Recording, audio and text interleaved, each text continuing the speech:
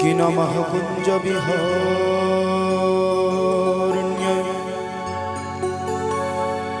स्वामी श्री हरिदासाय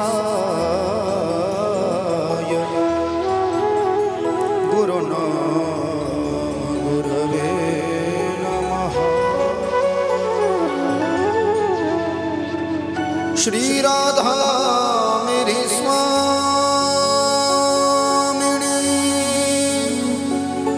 मेरा धेजु को दास जन्म जन्म मोहे दीजियो श्री चरणन को वास श्री वृंदावन को वास कि भक्त भक्ति भगवंत गुरु चतुर्णाम बपु एक इनके पद वंदन किए नाशत विघ्न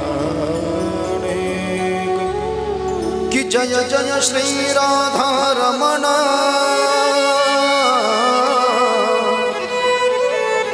जय जय श्री नवल किशोर जय गोपिका चित चोर प्रभु जय जय माखन चोर। सभी भक्तगण जरा एक बार दोनों हाथ उठा करके बोलिए माखन चोर भगवान की जय। वृंदावन बिहारी लाल की जय। वृंदावन धाम की जय। जमुना महारानी की जय। श्रीमद् भागवत महापुराण की जय। पीसा देवी माता की जय। बेलगा माता की जय। बजरंग बली की जय। जय जय श्री राधे जय जय श्री राधे जय जय श्री राधे। कुंडली कवरदा हरि विठ्ठल श्री ज्ञानदेव तुकाराम पंढरीनाथ भगवान की जय। मौली ज्ञानेश्वर महाराज की जय। जगद्गुरु तुकाराम महाराज की जय। शांति पर ब्रह्म एकनाथ महाराज अवधूत चिंतन श्री गुरुदेव दत्त दत्त।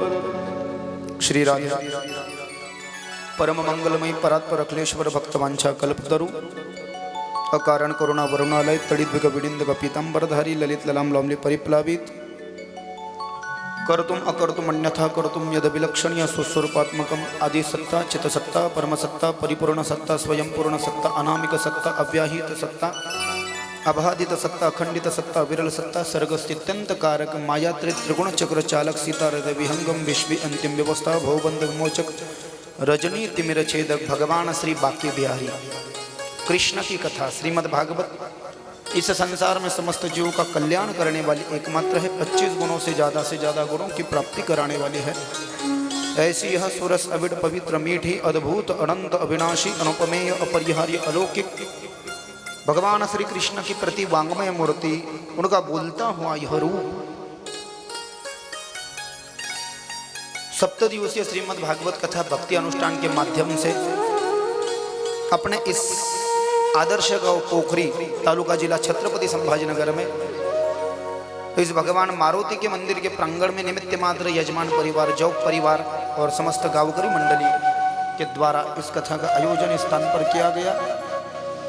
पूर्व 3 दिनों से इस स्थान पर बह रहे श्रीमद् भागवत कथा रूपी ज्ञान गंगा ज्ञानवापी ज्ञान सागर ज्ञान गुवा ज्ञान बावड़ी ज्ञान झरना ज्ञान सरोवर इसमें स्नान करने के लिए वारकरी संतों के चरणों के धूले के मकरंदों का सस्वादन रसस्वादन अमृत पान करने के लिए आप और हमारे जैसे सभी भक्त चक्रवाक कारंडक पंचों के रूप में इस ज्ञान गंगा के पावन तट पर उपस्थित हो रहे हैं। आज कथा का चतुर्थ दिवस है। नियोजित समयोपरांत कथा में प्रवेश करके कथा को पूर्णता की ओर ले जाने की कोशिश करें। उससे पूर्व पोखरी गांव के सभी लोग और बाहर से कौन से गांव से लोग आए हमको पता नहीं, लेकिन अभी हमारे सामने आड़गांव सड़क के हमारे लोग आए हैं जिनके यहाँ पर अभी ही हमारी कथा संपन्न हुई। 15 तारखेला त्यांच्या इथे कथा संपली। 2 कथा चालू होत्या। दुपारी जाधववाडीमध्ये ती 13ला संपली आणि 15ला यांची संपली, 16ला तुमची चालू झाली। ते आडगाव सड़कचे खूप प्रेमी लोक आणि अतिशय सुंदर कथा आणि विराट जन समुदाय होता तिथे। अपन जर का वीडियो पहले अपने लक्षात ये बहुत अद्भुत। तो वो भी आज इस रस का लाभ लेने के लिए सभी आड़गांव से लोग आए हैं। उनका भी मैं इस अपने पोखरी गांव के द्वारा आपल्या गावकऱ्यांच्या द्वारा त्यांचंही स्वागत। आपलेही कोणी आप्तस्वकीय आले असतील ते माझ्या परिचयात नाही, आजूबाजूच्या गावातूनही जे लोक आले असतील त्यांनाही खूप खूप धन्यवाद सर्वांना। राधे राधे, जय श्रीराम, जय श्रीकृष्ण, ओम नमः शिवाय, जय गो माता दी। कालपर्यंत आपण कथा श्रवण करत होतो। ध्रुवानं 6 महिने फक्त भगवंताची तपश्चर्या केली आणि भगवंताला बोलवून घेतलं। इतना सामर्थ्य है भगवान को पुकारने में। नाम तुझे रे, नाम तुझे रे, नाम तुझे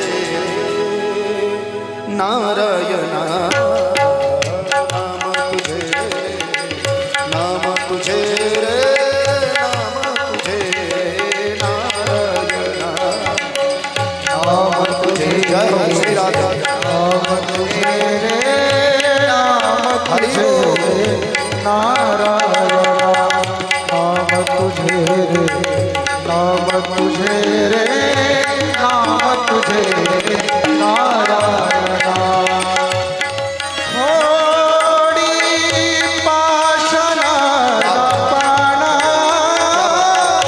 पाषाणा पाणा, थोड़ी पाषाणा पाणा, पाषाणा पाणा, नाम तुझे, नाम तुझे रे, नाम तुझे नारायणा, नाम तुझे, नाम तुझे रे, नाम तुझे नारायणा।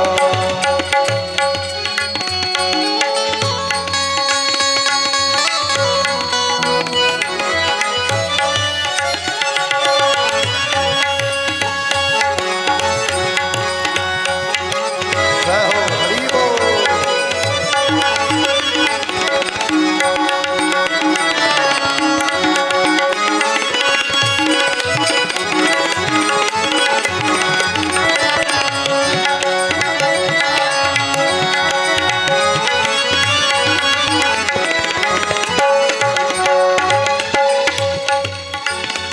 आजा मेड पापरासी, आजा मेड पापरासी, कोणी वादला वैकुंठासी, कोणी देवा वैकुंठासी, कोणी नेला वैकुंठासी, कोणी नेला वैकुंठासी, नाम तुझे, नाम तुझे रे, नाम तुझे नारायणा, नाम तुझे, नाम तुझे रे, नाम तुझे नारायणा, नारायणा, नारायणा। क्या बात है। थोड़ी पाषाणा पाणा, पत्थर को भी रुलाने पर विवश कर दे, ऐसे भगवान के नाम का गजब का सामर्थ्य है। इसलिए तो ध्रुव जी 6 महीने में मात्र भगवान को बुलवा लिया आणि ध्रुवाचा काल उद्धार झाला। इथपर्यंत आपण कथेमध्ये पोहोचलो होतो। चतुर्थ स्कंदामध्ये पुढे प्राच्यतसांची कथा आली आहे। मैत्रेय महाराज विदुर काकांना ही कथा सांगतायत, शुकाचार्य राजा परीक्षितीला सांगतायत। केते प्रचेत सोणाम कस्यापत्यायणि सुव्रतः, कस्यान पापये प्रख्याता, कुत्र वा सत्रमासतः, किमन्ने महाभागवतं नारदं देवदर्शनम् तेन प्रोक्तः क्रियायोग परिचर्या विधिर्हरे। एक प्राचीन बर्ही नावाचा राजा ध्रुवजींच्या वंशामध्ये झाला आणि प्राचीन बर्ही नावाच्या राजाला 10 पुत्र झाले। पुत्र 10 झाले पण त्यांचं नाव प्राचेतसच ठेवलं सगळ्यांचं ध्रुवाच्या वंशात। त्या प्राचीन बर्ही नावाच्या राजानं आपल्या पुत्रांना सांगितलं, प्रचेतसो यदि जीवन में कल्याण चाहते हो तो भगवान नारायण की शरण जाओ और भगवान नारायण की आराधना करो. वडिलांची आज्ञा शिरसाबंद म्हणून 10 प्राचेतस समुद्रामध्ये जाऊ लागले. समुद्रामध्ये खोल जाऊन यांनी तपश्चर्या केली होती. रस्त्यानं जाताना भगवान शंकर भेटले आणि भगवान शंकरानं विष्णूच्या भक्तीचा उपदेश केला. कुणाला? प्राचेतसांना. आणि शंकर म्हणतात, नारायण की भक्ति में बड़ी मिठास है, क्योंकि मैंने जो सागर मंथन से विष निकला था ना, उसको पी लिया था तो मेरा गला नीला हो गया था, बड़ा दाह, बड़ा अंगार मार रहा था, बड़ी अंगार हो रही थी. बहुत इलाज करके देख लिए लेकिन ठंडक नहीं मिल रही थी. जब मैंने राम का नाम लिया, जब मैंने राम का नाम गाया, तो राम का नाम गाने के पश्चात ही मेरे गले में जो थी ना वो ठंडक आ गई. तो इतना अद्भुत सामर्थ्य भगवान के नाम में है. तो आप नारायण की शरण में जा रहे हो तो आपसे बड़ भागी कोई नहीं है. राम आपल्या भक्ताला शंकराच्या भक्तीचा उपदेश करतात बरं का, आणि शंकर आपल्या भक्ताला रामाच्या भक्तीचा उपदेश करतात. हरी हराणा ही भेद नका करू वाद, एक एकाच्या हृदयी गोडी साखरेच्या ठाई, भेद का सीनाड एक वेलांटीच आड, उजवे वाम भाग अंग, उजवे वाम भाग तुका म्हणे एकची अंग. अभंग नंबर 99. शंकरानं प्राचेतसांना विष्णूच्या भक्तीचा उपदेश केला आणि मग प्राचेतस शंकराकडून विष्णूच्या भक्तीचा उपदेश घेऊन समुद्रामध्ये रसातलाला गेले. अनेक दिव्य वर्ष भगवान नारायणाची तपश्चर्या त्यांनी सागरामध्ये केली. भगवान नारायण प्रकट झाले आणि भगवान नारायणानं प्राचेतसांना सृष्टी विस्ताराचं वरदान दिलं की आप सृष्टी बना सकते हो. बनवली ब्रह्मदेवन पण विस्तार. उदाहरणार्थ जसं हे पोखरी गाव बनवलं पूर्वजानं, पण बिल्डिंग आपण बांधल्या ना, त्याला म्हणतात विस्तार. Utilisation to the village. सृष्टि बनाई है ब्रह्मा ने, लेकिन विस्तार करने का काम कई लोगों ने किया है. या प्राचेतसांच्याच वंशामध्ये पुढे भगवान विष्णूचा एक अवतार झाला. त्या अवताराचं नाव सांगितलं प्रथु. अथ तस्य पुनर्विप्रेर पुत्रस्य महीपते, बाहुभ्याम मध्यमाणाभ्याम मिथुनं समपद्यता. ध्रुवाच्या वंशामध्ये प्राचेतस आणि प्राचेतसांच्या वंशामध्ये एक अंग नावाचा राजा झाला. अंगाला वेन नावाचा पुत्र झाला.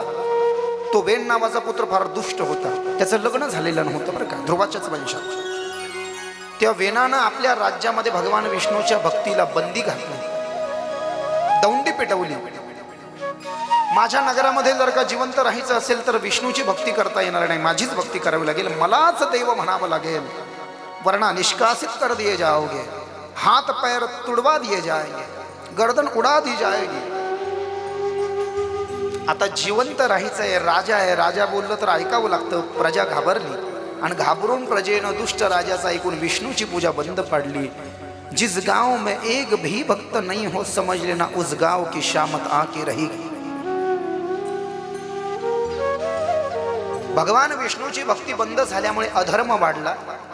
जेव्हा जेव्हा अधर्म वाढत असतो तेव्हा तेव्हा पृथ्वीला त्रास होत असतो आणि पृथ्वी गायीचं रूप धारण करत असते. इथंही तसंच झालं. वेन राजाच्या दुष्टतेमुळे पृथ्वीनं गायीचं रूप धारण केलं आणि गायीचं रूप धारण करून वेन राजाच्या राज्यातल्या सगळ्या वस्तू गायीनं गिळवून टाकल्या. का? इस दुष्ट के वजह से नुकसान हो रहा है. इन वस्तुओं का लाभ अच्छे लोगों को होना चाहिए, चांगले लोक जगले पाहिजे. म्हणून गायीनं वेन राजा जिवंत असताना सगळे धान्य घेऊन टाकले, लता बेली वनस्पती औषधी घेऊन टाकल्या आणि सगळं गायब झाल्यामुळे उपजीविकेचं साधनच राहिलं नाही. म्हणून दुष्काळ पडला.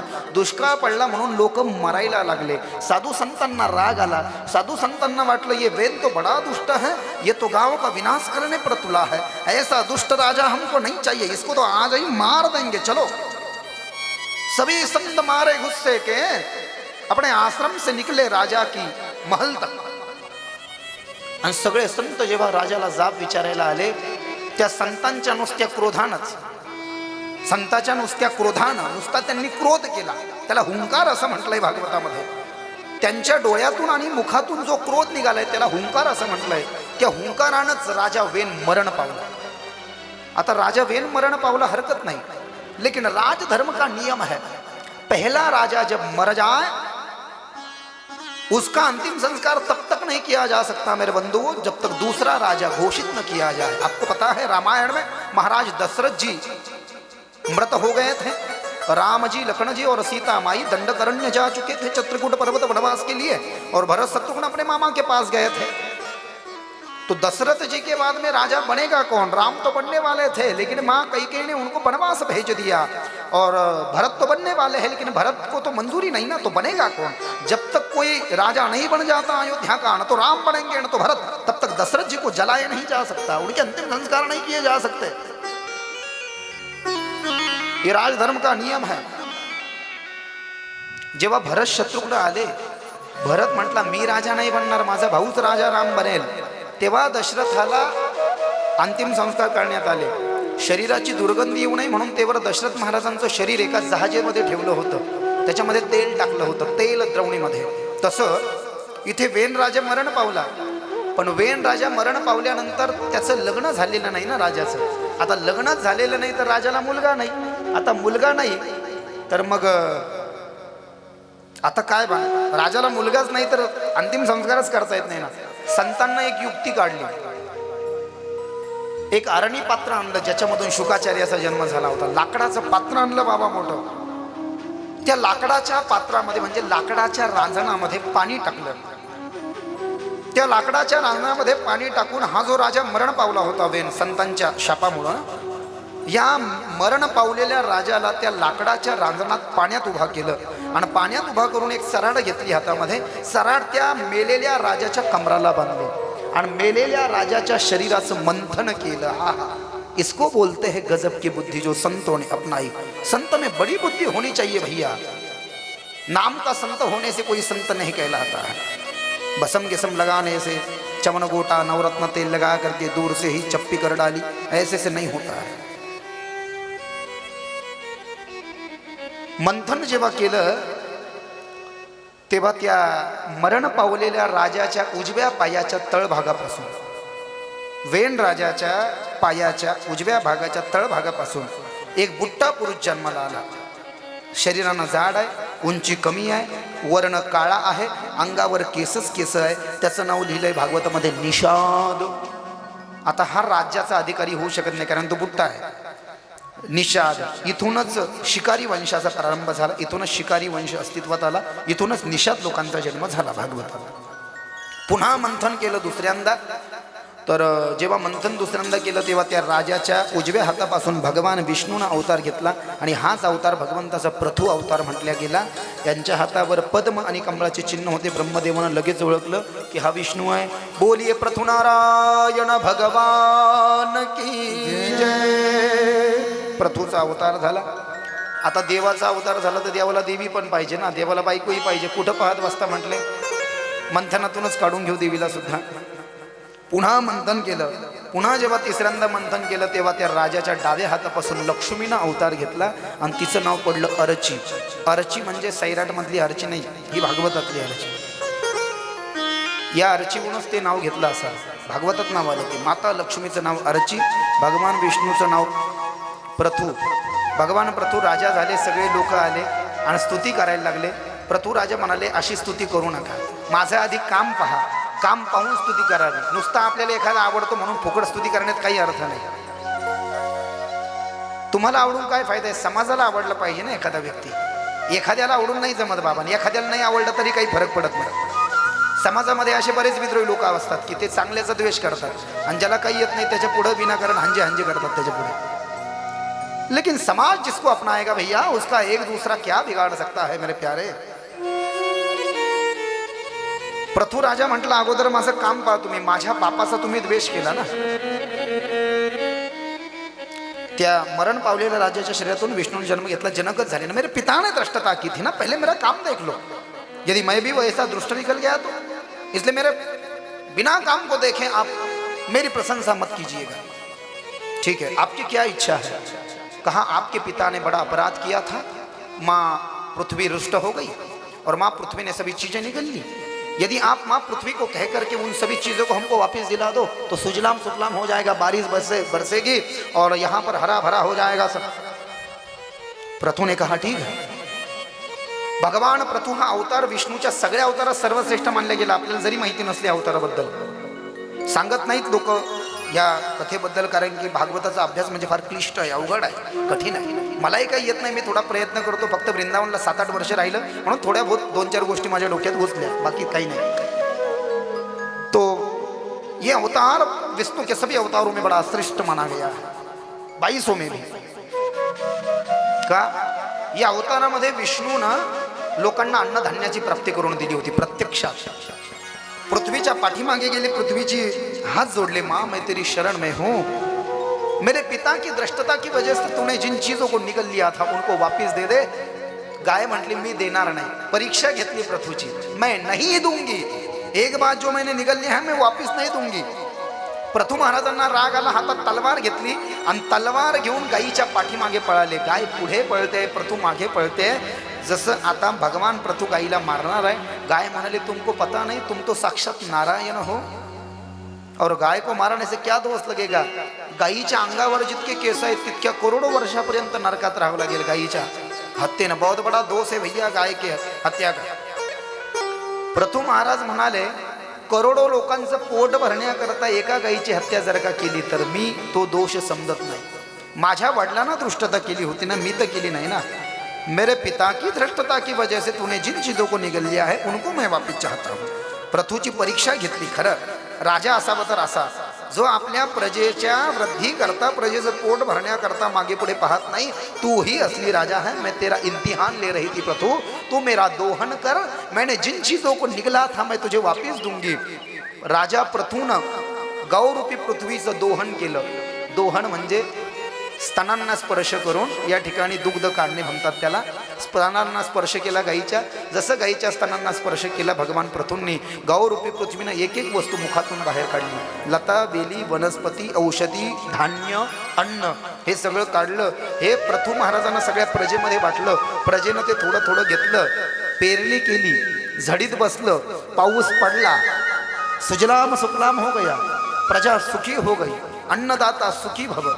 प्रथु जैसा कोई नहीं, अब मेरे राज्य पर कोई संकट नहीं आना चाहिए। इसलिए प्रथु जी ने 100 अश्वमेध यज्ञ का संकल्प किया। 100 अश्वमेध यज्ञ करण्याचा संकल्प केला भगवान प्रथूंनी। प्रत्येक यज्ञामध्ये एक घोडा सोडावा लागतो, प्रत्येक यज्ञामध्ये एक घोडा सोडावा लागतो। आता तुमच्या गावातही घोडा सोडला होता, पण घोडा नाही, रिक्षा सोडली होती, कारण आजच्या काळात घोडे राहिले नाही। माहिती करण्यासाठी व धन की आवश्यकता आहे। प्रत्येक यज्ञामध्ये एक घोडा सोडला जातो। जसं रामानाही घोडा सोडला होता, श्यामकर्ण नावाचा, आहे की नाही, ते लवकुशानं बांधून ठेवला, राम गेले, आहे की नाही रामायणामध्ये। तसं इथं प्रथूनं एक घोडा सोडला होता यज्ञाकरता, धनाची आवश्यकता आहे। 99 यज्ञ पूर्ण झाले। इंद्राला वाटलं प्रथु माझं राज्य घेतील, काही संबंध नाही, पण इंद्राला दरवेळेस तसं वाटतं, म्हणून इंद्रानं दुष्टतेनं 100व्या यज्ञामध्ये तो घोडा हरून घेतला आणि तो घोडा या ठिकाणी पळवून आणला भगवान प्रथूंचा। प्रथूंना राग आला, इंद्राला मारायची चेष्टा करू लागले, तेव्हा साक्षात संकादी कुमार तिथे आले आणि उपदेश करू लागले, तुम चिंता मत करो, तुम साक्षात नारायण हो। लेकिन प्रथु नहीं मान रहे थे बात को, तो साक्षात विष्णु आ गए। तुम चिंता क्यों करते हो प्रथु, तुम मेरा ही रूप हो, तुझे 100 यज्ञ पूर्ण झाले असं समज। संकादी कुमारांचा उपदेश घेतला, विष्णूनं दर्शन दिलं, 100वा यज्ञ पूर्ण केला, इंद्राला घोडा वापस द्यायला लावला आणि भगवान प्रथु या ठिकाणी पुढे ब्रह्मलीन झाले आहे। पुढे भागवताची कथा चतुर्थ स्कंदाची तशी राहू नये म्हणून पुरंजन आख्यानाची कथा याच्यामध्ये सांगितली। स्वर्गामधून एक पुरंजन नावाचा राजा खाली आला, त्याच्यासोबत त्याचा अभिज्ञात नावाचा मित्र होता। स्वर्गाचं सुख सोडून ह्या मृत्यू लोकाचं सुख भोगायला तो आला, पण दुःख बांधवडी आहे हा संसार, सुखाचा विचार नाही कोठे सुखाचा विचार नाही कोठे। हे आपल्या कीर्तनाचे प्रमाण दिले जातात वारकरी संप्रदायात। तुकाराम महाराज म्हटले काय खरं आहे हो संसाराचं, संसारिक माणसानं कसं राहायला सांगितलंय सांगू तुम्हाला खरं, लग्न करायचं पण राहायचं संन्याशासारखं। काय म्हटले, लग्न करायचं, लग्न याच्यासाठी करायचं की काही आफत येऊ नाही रिकामी घेणं देणं, लग्न करायचं म्हणून राहायचं संन्याशासारखं। इथं उलटच आहे, लोक राहतात सिंगल नको ते कामं करतात। म्हणून सांगितलं अवघड आहे. तुकाराम महाराज म्हणाले, प्रपंच ओसरो चित्त तुझे पायी मुरो, ऐसे करिगा पांडुरंगा शुद्ध रंग वावे रंग, पुरे पुरे आता नको दुजियाची सत्ता, लटिके ते फेडा तुका म्हणे जाय पीडा. 1279 अभंगाचा नंबर. माणसानं लग्न झाल्यावरही असं राहावं, पोरं बाळ झाले की जास्ती झमेल्यात पडू नाही, हापशीचं पाणी हापसण्याच्या नादी लागू नाही. हा, आता एकनाथ महाराजांनी लिहिलं तो अभंग. पक्षी अंगणी उतरती हे का गुंतवणिया राहती, तयसे असावे संसारी जबवर प्राचीनाची दोरी. वस्ती कर वस्ती आला प्रातकाळी उठवून गेला, शरण एका जनार्दन अयसे असता भय कवन. जुन्या काळामध्ये आमच्या माता माऊल्या धान्य बागडायच्या पाकडायच्या ना, तर ते धान्य जर का जमिनीवर पडलं तरच पक्षी खायला यायचे. धान्याचा दाना जर का जमिनीवर पडलेला नाही पडला तर हिंग लावून सुद्धा पक्षी विचारत नाही, फिरकत सुद्धा नाही आपल्या अंगणाकडे. काही पडलेलं असलं तरच येतात, नाही तर येत नाही. तसं माणसानं म्हटलं या संसारात काहीच पडलं नाही. एकदा जर का माणसाच्या पायातली चप्पल आपल्या मुलाला यायला लागल्यानंतर थोडं निवृत्त तिथून झालंच पाहिजे माणसानं. कामापुरता संबंध या ठिकाणी घरी ठेवायला सांगितला. पुरंजन नावाचा राजा स्वर्गाचं सुख सोडून खाली आला. स्वर्गाला जायला लोक तरसतात, पण तो इथे मृत्यू लोकात आला. त्याचा मित्र समजत होता, नको बाबा हे हानिकारक आहे मृत्यू लोक, इथं नको जाऊस. त्याने नाही ऐकलं. तो म्हटलं नाही, इथं जन्माला यायची इच्छा तर देवता सुद्धा करतात, इथे चेष्टा करतात देवता, तर जाऊन पाहिलाच पाहिजे. क्या बात आहे. भारताचं सगळ्या दिशा त्यानं अशा छान मारल्या, त्याला काहीच आवडलं नाही. शेवटी ते दक्षिण दिशेला गेलं आणि त्या दक्षिण दिशेला त्याला एक नगरी दिसली. त्या नगरीला 9 दरवाजे होते. 9 दरवाजे होते त्या नगरीला. त्या 9 दरवाजाच्या नगरीमध्ये तो गेला आणि त्या 9 दरवाजाच्या नगरीची एक राणी होती. राणी म्हणजे तिचं लग्न झालेलं नव्हतं, ती राजकुमारी होती, पण ती ज्याच्याशी लग्न करेल तो राजा आणि ती राणी. हा तिथे गेल्यानंतर याला ती राणी आवडली आणि राणीला राजा आवडला. हा राजा झाला, फुकट याला राज्य भेटलं. तो अविज्ञात म्हणला, आता तुला भोग, किती वेळा जन्मा यावे किती भावे फजित, आता तुला भोगावंच लागणार आहे बघतो. अविज्ञात निघून गेला. पुरंजनानं जिच्याशी लग्न केलं तिचं नाव पडलं पुरंजन. पुरंजनाला पुरंजनी सोबत संसार करता करता करता करता 10,000 पोरं झाले आणि 1110 कन्या झाल्या. ग पहा तो संसार किती मोठं सांगितलं याच्यामध्ये झमेला. आणि असं करता करता करता करता वृद्धत्वाला प्राप्त झाला पुरंजय आणि पुरंजनी. एक दिवस पुरंजन म्हातारा झालेला असताना आपल्या बायकोला न सांगता जंगलामध्ये शिकार करण्याकरता गेला. बायकोला राग आला, बायको बोलणं त्याच्याशी कोप भावनामध्ये गेली. जशी कैकेयी गेली होती ना तशी कोप भावनामध्ये गेली आणि काहीच बोलणं. आता काहीच बोलणं तर म्हातारा म्हणायला लागलं, काय झालं तुला, मला तुमच्याशी बोलायच नाही, तुम्ही मला न सांगता गेले.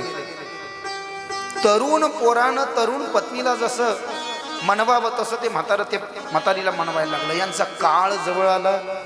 हो देह जाईल जाईल त्यासी काळ खाईल, हो देह जाईल जाईल त्यासी काळ खाईल, हो देह जाईल जाईल त्यासी काळ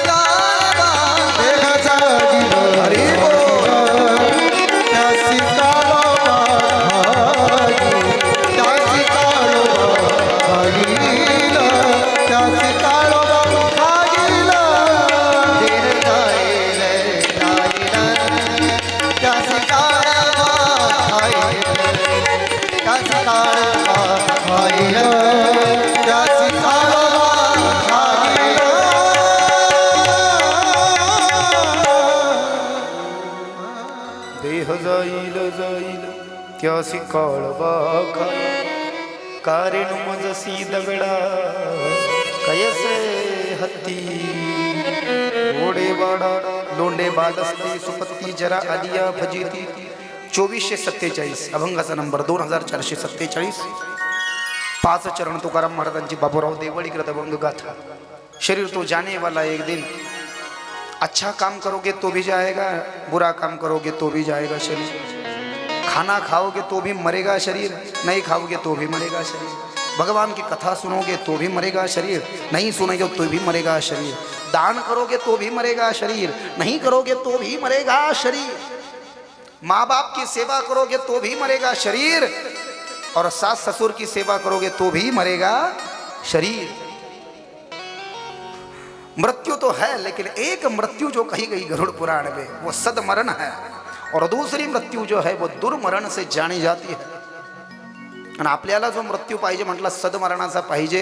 लोक म्हणतात ना महाराज अहो बहुत भला आदमी था, कल ही हमारे साथ में बैठ करके उसने चाय पी, ऐसा लगा भी नहीं कि वो जाएगा लेकिन चला गया।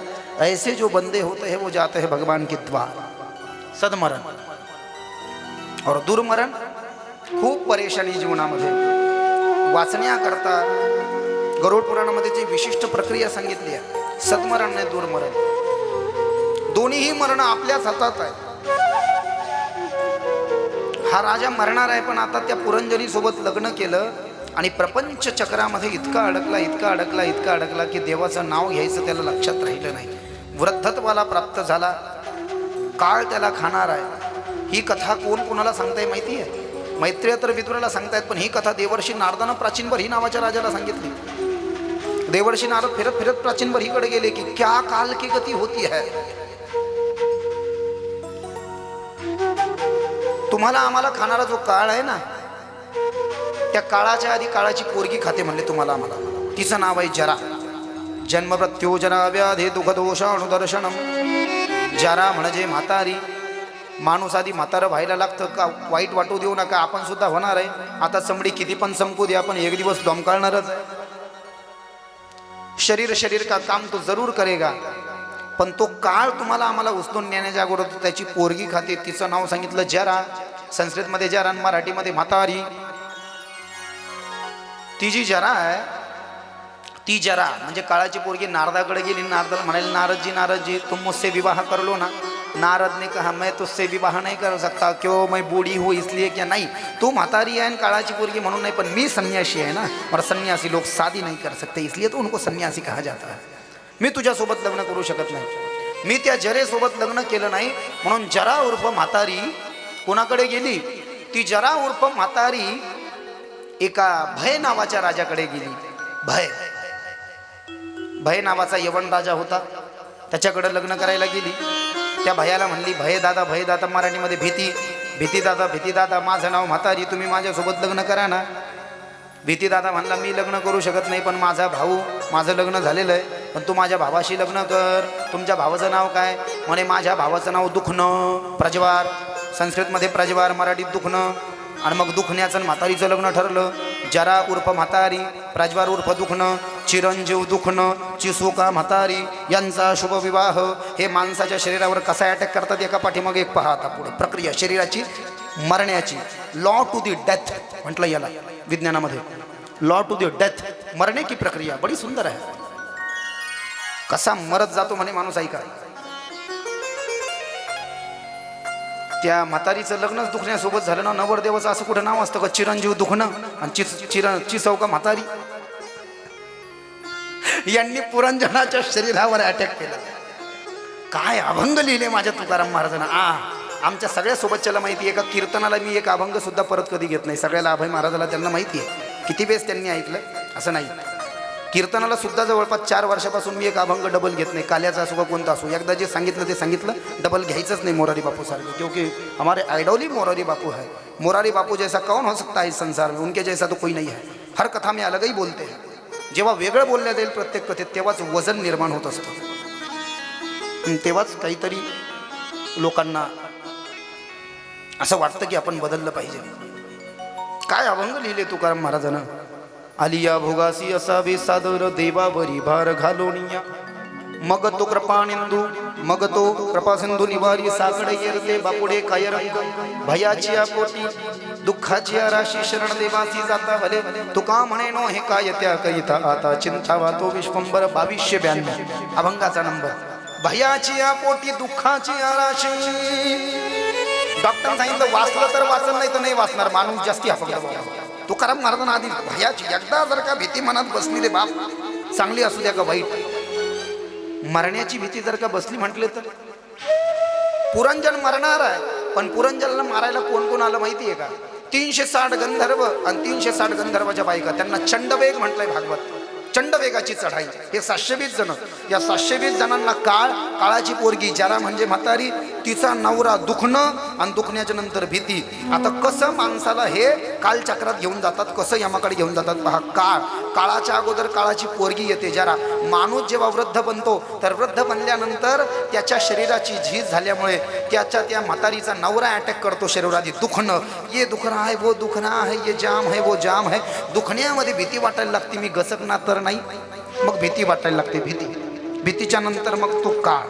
हे सगळे जण आले पुरंजनाला मारायला. पुरंजनाच्या नगरीवर चढाई केली. त्या पुरंजनाच्या नगरीचं रक्षण करणारा एक नाग होता. त्या नागाचं नाव सांगितलं प्रजागर. त्या प्रजागर नावाच्या नागानं 100 वर्ष लढाई केली, पण तो मारला गेला. त्याच्या पुढे 10 सेवक होते त्या नगरीचं रक्षण करणारे. ते 10 सेवक म्हणजे या ठिकाणी 10 इंद्रिय. लक्षात आलं? 10 सेवक म्हणजे 10 इंद्रिय आहेत ना शरीराचे. ते 10 सेवकही भोग भोगण्यामध्ये भलते निपुण होते म्हटले. त्या 10 सेवकाला एका 100 बायका होत्या. पाहते आता, हा शुकाचार्य बोल रहा है. नागाचा वध झाला, 10 सेवकांचा वध झाला. आणि मग पुरंजनाला मारायला जेव्हा काळाची पोरगी जरा म्हातारी, तिचा नवरा दुखणं आणि तिच्या नवऱ्याचा भाऊ म्हणजे तिचा भाया मोठा, हे सगळे जण जेव्हा 4 जण आले आणि त्या पुरंजनाच्या गळ्यावर तलवार ठेवली. अंतियामती सागती. मरताना माणसाच्या मनात जसे विचार तद्वत त्याला पुढचा जन्म. याच्या गळ्यावर तलवार ठेवल्यावर आता यानं विचार करायचा ना, अब तो मुझसे गलती हो गई भगवान जी, भर तेरा नाम मैंने लिया नहीं, मुझे क्षमा कर. पण हे काय म्हणतंय माहिती का? याच्या गळ्यावर तलवार ठेवल्यावर हे म्हणतो, हे भगवान, मैं तो मर रहा हूँ लेकिन मुझे मरने से डर नहीं लगता. मैं मरने के बाद में मैंने जितना ये झमेला बड़ा रखा है, इस झमेले का क्या होगा, मेरे बीवी बच्चों का क्या होगा. मरताना जन्म घेणे लागे वासनेच्या संगीतेची झाले अंगे हरिरूप. अंतकालेच मामेव स्मरण मुक्त्वा कलेवरम्य प्रयाति स्मदभावयाति नास्त्यत्र संशय. यं यं वापि स्मरण भावत जंतन्ते कलेवरं तं तमैवैति कौन्तेय सदा तद्भाव भावित. अध्याय नंबर 8 श्लोक नंबर 5 आणि 6 श्रीमद भगवद्गीता. ज्ञानेश्वरीची टीका करतायत ज्ञानेश्वर महाराज या 2 श्लोकावर. ज्ञानेश्वरी अध्याय नंबर 8 ओवी नंबर 68. म्हणून या परिमाते अंतकाळी जाणता तसे, जे मोकिली ते देहाते ते मीची होती. मरताना जे भगवंताचं नाव घेतात, अंतकाळी याच्या नाम आले मुखा, तुका म्हणे सुखा, पार नाही तुका म्हणे देवा, तुमची न घडेची सेवा. कामामध्ये काम काही म्हणा, राम राम जाईल हा भवश्रम, सुख होईल दुःखाचे, कळो येईल अंतकाळी प्राण प्रयाणाचे वेळी, राहती निराळे रांडा पोरे सकळही. 3114 अभंगाचा नंबर 3114. 4 चरण तुकाराम महाराजांची बाबूराव देवडी कृत अभंग गाथा. अनेक प्रमाण. मरताना यानं बायकोचा विचार केला म्हणून हे मेलं. आणि मेल्यानंतर बाईच्या जन्माला गेलं. प्रारब्ध शास्त्राचा नियम आहे, जी तुम्ही वासना मरताना ठेवाल तसा तुम्हाला जन्म घ्यावा लागेल. मरण पावलान बाई म्हणून जन्माला आला. कुठे विदर्भ नावाचा देश, विदर्भ नावाच्या देशामध्ये विदर्भ नावाचा राजा, त्या विदर्भ राजाची पोरगी म्हणून जन्माला आला. आता पोरगी झाली तर लग्न करावंच लागतं. पोरगी झाला, मोठी झाला, आणि पोरगी होऊन मोठी झाल्यानंतर हिचं लग्न झालं एका राजासोबत. ज्या राजासोबत लग्न झालं त्या राजाचं नाव सांगितलं मलय ध्वज भागवतामध्ये. त्या मलय ध्वजासोबत लग्न झालं. त्या मलय ध्वज नावाच्या राजाला हा जो पुरंजन मागच्या जन्मात माणूस होता ना, आता बाई झाला. बाईचा विचार केल्यामुळे हिच्यापासून 20 पोरं झाले, 20 आणि 1 पोरगी झाली. आणि ते राजा बी गचकलं. तर जुन्या काळातल्या बाया सती जायच्या. आता सती जायचा वेगळा अर्थ घेऊ नका, त्याला ऐतिहासिक कारण दुसरं सांगायला इथं वेळ नाही.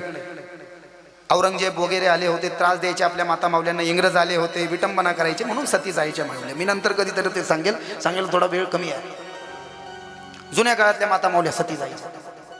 ही सती जायला लागली. एक ब्राह्मण तिथे आला. रुको तुम मत मरो, क्यों मरती हो, ये मेरा पति है, ये तेरा पति नहीं है, ना तो तू इसकी पत्नी है, ना तो इससे तुझे 20 बच्चे हुए थे, ना तो तू. मागच्या जन्मात माझा मित्र होतास, वरतून खाली आला. मी तुला सांगत होतो की हा जो मृत्यू लोक आहे, विषयानं भरलेला संसार आहे, पण तू माझं ऐकलं नाही. न तू पुरंजनेशी लग्न केलं, तिच्यापासून तुला 10,000 मुलं झाली ना, 110 कन्या झाल्या ना, तू मरण पावला ना, आता बाई झाला ना, बाई होऊन याची बायको झाला ना, तुला 20 पोरं झाली ना, 1 पोरगी झाली, जरा आंख बंद करके झाक तू कौन है. मग तसं हा पुरंजन कोण आहे हे रूपात्मक कथा सांगितली भागवतामध्ये. नीट विचार करा, म्हटलं या शरीराचंच नाव पुरंजन आहे. तुम्ही आम्ही सगळेजण पुरंजन आहोत. इथे बसलेला प्रत्येक व्यक्ती पुरंजन आहे. या पुरंजन रूपी शरीराला 9 दरवाजे, 9 द्वार आहे. हे 2 डोळे, 2 कान, 1 नाक, 5 तोंड, 6 नाभी, 7 उपेस्त, 8 आणि बुद्ध 9. पुरंजन रूपी शरीराचे हे जे 9 दरवाजे आहेत, या 9 दरवाज्यातनं माणूस सारखी घाणच बाहेर फेकतो. घाणीचं स्थान असलेलं शरीर दुःखाचे कोठार, शरीर रोगाचे भंडार, शरीर दुर्गंधीची धारणा, ही अपवित्र शरीर असे तुकोबराय म्हणाले ना गाथा. असं हे शरीर, या शरीर रूपी पुरंजनाची बायको म्हणजे या शरीरामध्ये येणारी दिवस रात्र असणारी वासना.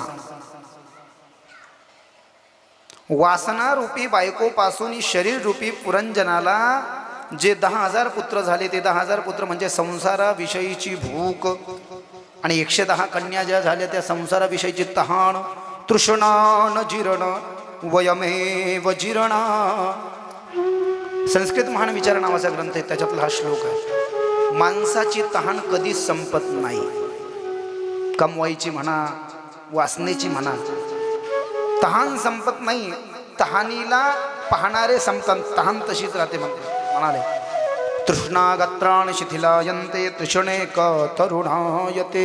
तहानीच्या पाठीमागे जाणारे म्हातारे होतात आणि तहान कायम तरुण राहते. तहान कधीच म्हातारी होत नाही. तृष्णागात्राण शिथिलायन्ते तृष्णेक तरुणायते. इथे चतुर्थ स्कंदाला पूर्ण विराम आहे. श्रीमद्भागवते महापुराणे चतुर्थ स्कंदे अध्याय हरये नमः, हरये नमः. भक्ति रस महोत्सव के लिए सभी लोग अपने स्थानों पर खड़े होकर के 2 हाथ उठा करके ताली सेवा देते हुए. शाम तुझे मिलने का सत्संग बहाना है, राधे तुमसे मिलने का सत्संग बहाना है. शाम तेरे मिलने का सत्संग बहाना है, राधे तेरे मिलने या सभी जन पावले 2 हाथ उठा करके पीछे वाले भक्त बहाना है. ओ दुनिया वाले क्या जाने तेरा रिश्ता पुराना है.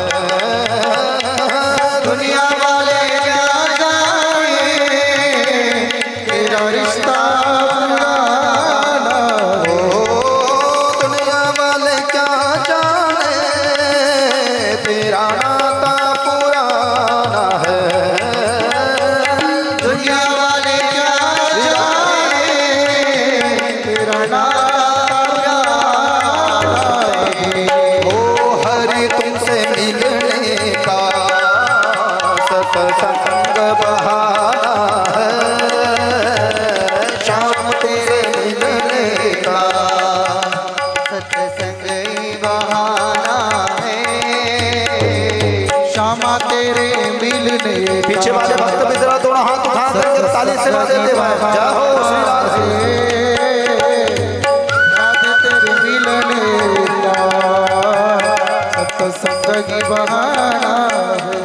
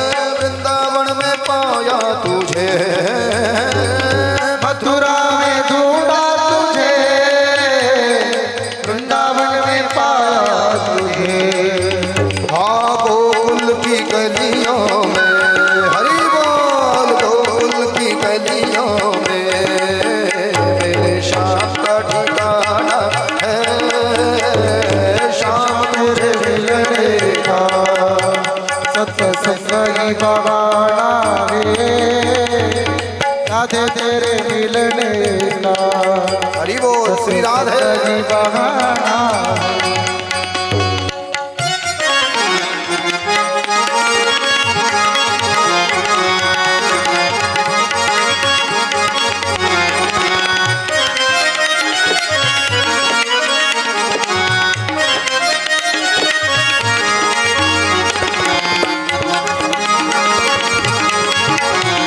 हरि बोल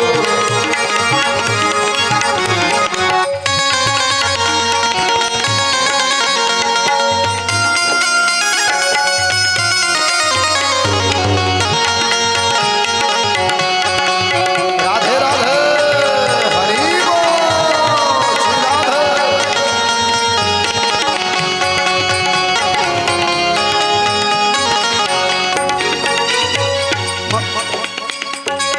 भावन में ढूंढा तुझे भागवत में पाया तुझे रामायण में ढूंढा तुझे भागवत में पाया तुझे रामायण में ढूंढा तुझे भागवत में पाया तुझे रामायण में ढूंढा तुझे भागवत में पाया तुझे हो गीता के पन्नों में हरि बोल गीता के पन्नों में मेरे श्याम का ठिकाना है श्याम तेरे मिलने का सत्संग बहाना है राधे तुझसे मिलने का सत्संग बहाना है श्यामा तेरे मिलने का सत्संग बहाना है। राधे तेरे मिलने का सत्संग बहाना है।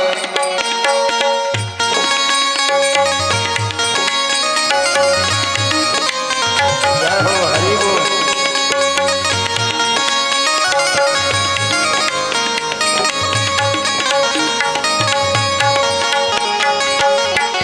वाह वाह क्या बात श्री राधे हरि बोल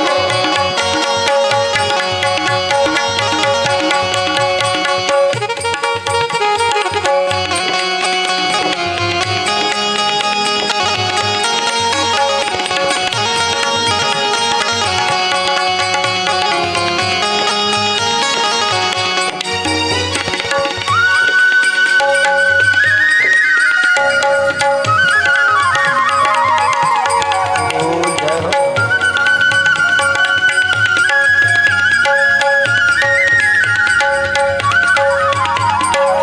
जय हो वाह वाह राधे राधे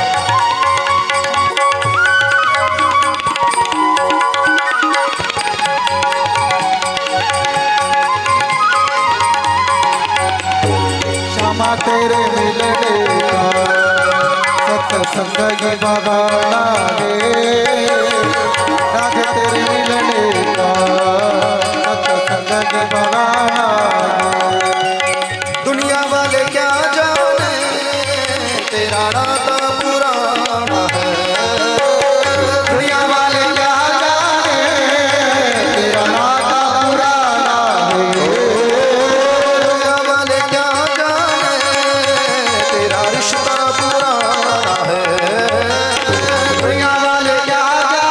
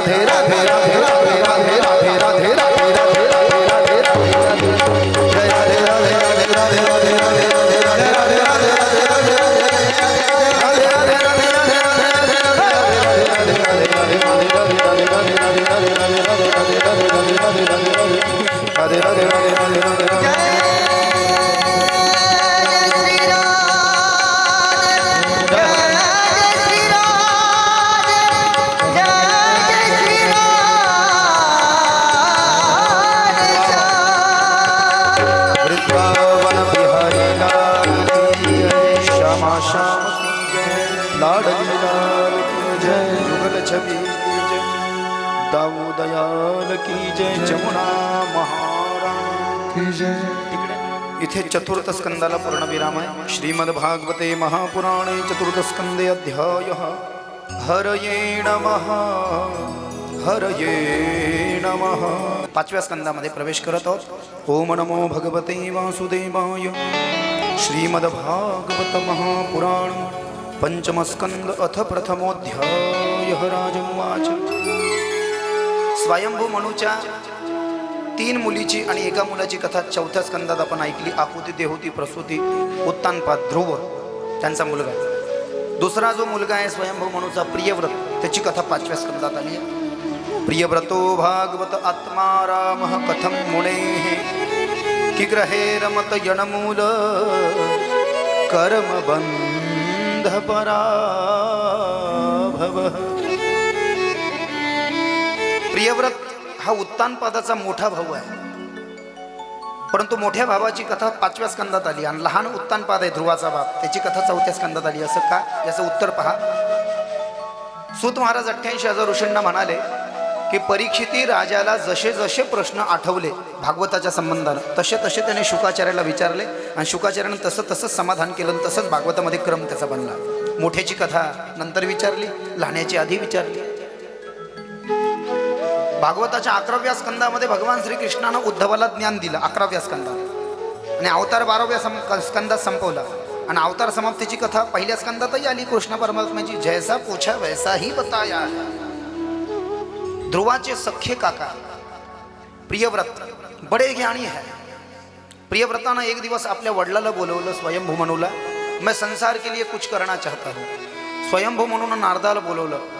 नारद स्वयंभू मनूनी प्रियव्रत ब्रह्मदेवाकडे गेले. म्हणाले माझ्या मुलाला जगासाठी काही करायचंय, तुम्ही आज्ञा द्या की त्यांनी काय करावं. तर सांगितलं प्रियव्रता तू रथामध्ये बस. रथामध्ये बसून तू पृथ्वीच्या 7 प्रदक्षिणा मार. पण त्यानं काय होईल, तू मार. तर ब्रह्मदेवानं आज्ञा दिली. प्रियव्रत राजा ब्रह्मदेवाची आज्ञा शिरसाबंद मानून रथामध्ये बसले आणि रथानं पृथ्वीची प्रदक्षिणा करत असताना रथाची वेग जास्ती होता, स्पीड जास्ती होती आणि रथाचं वजन जास्ती होतं. त्यामुळे प्रत्येक पृथ्वीच्या प्रदक्षिणेच्या वेळेस प्रियव्रत राजाचा रथ जमिनीवर येऊन आदळला आणि जमिनीवर आदळल्यानंतर त्या रथाचं जे एक चक्र आहे ते चक्र जमिनीमध्ये धसलं 7 वेळेस. म्हणून प्रत्येक वेळेस जे चक्र जमिनीत धसलं त्याचं एक खंदक बनलं, दुसऱ्या वेळेस चक्र धसलं त्याचं दुसरं खंदक बनलं. असं 7 वेळेस प्रदक्षिणा करत असताना 7 चाक जमिनीमध्ये घुसले, त्याचे 7 खंदक बनले भौगोलिक दृष्ट्या. त्याच खंदकाचं रूपांतर द्वीपांमध्ये झालं. क्रौंच द्वीप, शाक द्वीप, पुष्कर द्वीप असे 7. त्याच द्वीपांचं रूपांतर 7 सागरामध्ये झालं, जे 7 सागर आज आपण जगामध्ये विश्वामध्ये. पश्चिम बंगालचा बंगम महासागर, वेस्ट बेंगॉलचा गंगासागर, तमिळनाडूचा हिंदी महासागर, हे जे आपण सगळे पाहतोय, अरबी महासागर, सोरटी सोमनाथ, मुंबई, हेच खंदकाची द्वीपाचे 7 समुद्र झाले. आणि या 7 समुद्रांवरती प्रियव्रत महाराजांनी आपल्या मुलांची नेमणूक केली आणि 3 जणांना त्यांचं मांडलिकत्व दिलं. या प्रियव्रताच्या वंशामध्ये या प्रियव्रताला जे 10 मुलं झाले, त्या 10 मुलामध्ये एक मुलगा झाला नाभी. त्या नाभीला त्याची पत्नी सांगितली मेरुदेवी. आणि या नाभीच्या इथे मेरुदेवीच्या इथे भगवान विष्णूनंच अवतार घेतला. नाव आहे ऋषभदेव. भगवान विष्णू ऋषभदेव बनून यांचे पुत्र बनून आले. बोलिये ऋषभ नारायण भगवान की जय. ऋषभदेवांना 100 मुलं झाले. 100 मुलामध्ये सगळ्यात मोठा मुलगा भरत. 9 मुलं 9 नारायण होते. कवी, हरी, अंतरिक्ष, प्रबुद्ध, पिप्पलायन, चमस, ध्रुवील, अविरहोत्र, करभाजन, 9 नारायण. हे 9 नारायण कलियुगामध्ये भगवान श्रीकृष्णाच्या आज्ञानं नवनाथ झाले. बरं का, हेच 9 नारायण नवनाथ झाले. मच्छिंद्रनाथ 1, गोरक्षनाथ 2, जलिंद्रनाथ 3, कानिपनाथ 4, गहिनीनाथ 5, वटसिद्ध नागेश नागनाथ 6, भरतरीनाथ 7, रेवणनाथ 8 आणि चरपटीनाथ 9. मोठा मुलगा भरत. हे 9 नारायण नवनाथ झाले. 9 जण पुन्हा कर्ममार्गी संन्यासी झाले. गेले 19 तर खाली उरले 81 आणि 81 जण वेगवेगळ्या देशाचे राजे झाले. ऋषभदेवाचे पुत्र. ऋषभदेवानं आपल्या जीवनामध्ये 100 यज्ञ केले. 100व्या यज्ञामध्ये सगळ्या मुलांना जवळ बोलवलं, सांगितलं मैं जाने के बाद में भरत को ही अपना पिता मानना, क्योंकि बाप जाने के बाद में बड़ा भाई ही पिता समान होता है. आणि ऋषभदेवानं देहाचा त्याग केला भागवताच्या वर्णनानुसार, बरं का, भागवताच्या वर्णनानुसार. परंतु ऋषभदेवानं जैन आगम नावाचा एक ग्रंथ आहे, ऋषभदेवापासूनच जैन धर्माची स्थापना झाली. 2 धर्म हिंदू पासून वेगळे झाले. एक बौद्ध धर्म, तथागत सिद्धार्थ गौतम बुद्ध, वो विष्णु के अवतार कहलाए, वो अलग धर्म बन गया. और एक है ऋषभदेव, तो इनसे जैन धर्म बन गया. तो इनका एक ग्रंथ है जैन आगम. आपल्या सनातन हिंदू धर्मामध्ये भगवान विष्णूंचे 24 अवतार मानतात, नाही का? आपण पाहिलंय भागवतात चर्चेच्या दुसऱ्या दिवशी. जैन धर्मामध्ये 24 तीर्थंकर मानतात. हेच ऋषभदेव जैन धर्माचे स्थापक आहेत. यांचं नाव आहे ऋषभदेव, ऋषभनाथ किंवा आदिनाथ म्हणतात यांना. 23वे यांचे तीर्थंकर झाले भगवान पार्श्वनाथ और 24वें तीर्थंकर झाले महावीर. बड़ा सुंदर मंत्र है इनका. जो मंत्र हमारे जो होते हैं इनके भी मंत्र गाए जाते हैं.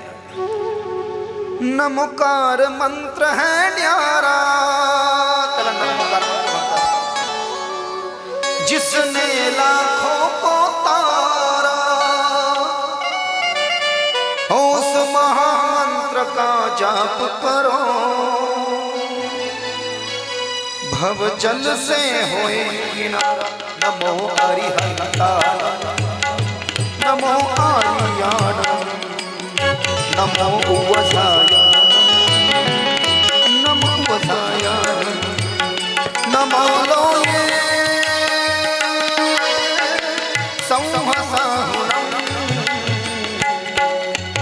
ओम नमो हरिहंतान, ओम नमो आर्याण, ओम नमो उवसायान, ओम नमो उवसायान, ओम नमो हरिहंताय, ओम नमो हरिहंताय, ओम नमो उवसायान, ओम नमो उवसायान.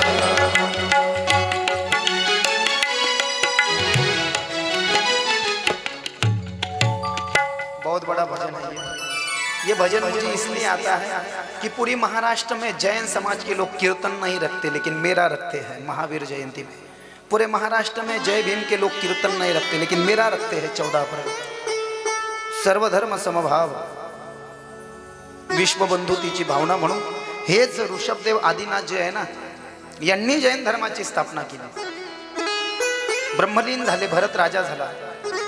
भरत राजा झाल्यानंतर भारताला वाटलं देह क्षणभंगूर आहे, शरीराचा काही भरोसा नाही, शरीर केव्हा निघून जाईल. जन्म तो गंदे नाली के गंदे कीड़े भी ले लिया करते हैं, लेकिन उसी का जन्म सार्थक है जो लोगों को याद रहे मरने के बाद में भी. तुकाराम महाराज ने कहा ना, जो जन्मा है वो मरेगा, मरना नहीं टलेगा, लेकिन क्या क्या है वो याद करेगी जनता. तुका म्हणे एक मरणेची सरे, उत्तमची उरे कीर्ती मागे. 2481 अभंगाचा नंबर. आपला तो एक देव करून घ्यावा, तेन बिन जीवा सुख नोही. येरती माई के दुखाची जनती, नाही आदि अंती अवसानू. अविनाश करी आपली ऐसे म्हणाला भी पिसे गोविंदाचे. तुका म्हणे एक मरणेची सरे, उत्तमची उरे कीर्ती मागे. चले गए छत्रपति शिवाजी महाराज, चले गए लेकिन आज भी जिंदा है. धर्मवीर संभाजी महाराज चले गए, लेकिन आज भी लोगों के जहन में जिंदा है. संत सा महात्मा ज्योतिबा फुले चले गए, लेकिन आज भी जीवित है. डॉक्टर बाबा साहेब अंबेडकर चले गए, लेकिन आज भी लोग याद करते हैं कि नाही. शिवजयंती बहन करतात का नाही, आपल्याकडे करतात का नाही. महाराज तर नाही येत ना शरीर रूपानं, पण का. तुका म्हणे एक मरणेची सरे, उत्तमची उरे कीर्ती मागे. हा काही पावड्याचा कार्यक्रम नाही. शिवजयंतीच्या पावड्याचं सुद्धा कीर्तन आमचं यूट्यूबवर आहे, स्पेशल कीर्तन ते आम्ही करतो. भरपूर त्याचे पावडे लागतील तेवढे आमच्याकडे आहे. माझ्या जिजाऊची पुण्याई कशी आली हो फळाला, त्यो बापाचा बाप भाग शुभा जन्मला, बापाचा बाप भाग शुभा जन्मला. माता जिजाऊची पुण्याई आज आली फळाला, माता जिजाऊची पुण्याई आज आली फळाला. बापाचा बाप भाग शुभा जंगला तो बापाचा बाप भाग शुभा जंगला तो बापाचा बाप भाग शुभा जंगला हरी बोल जय हो.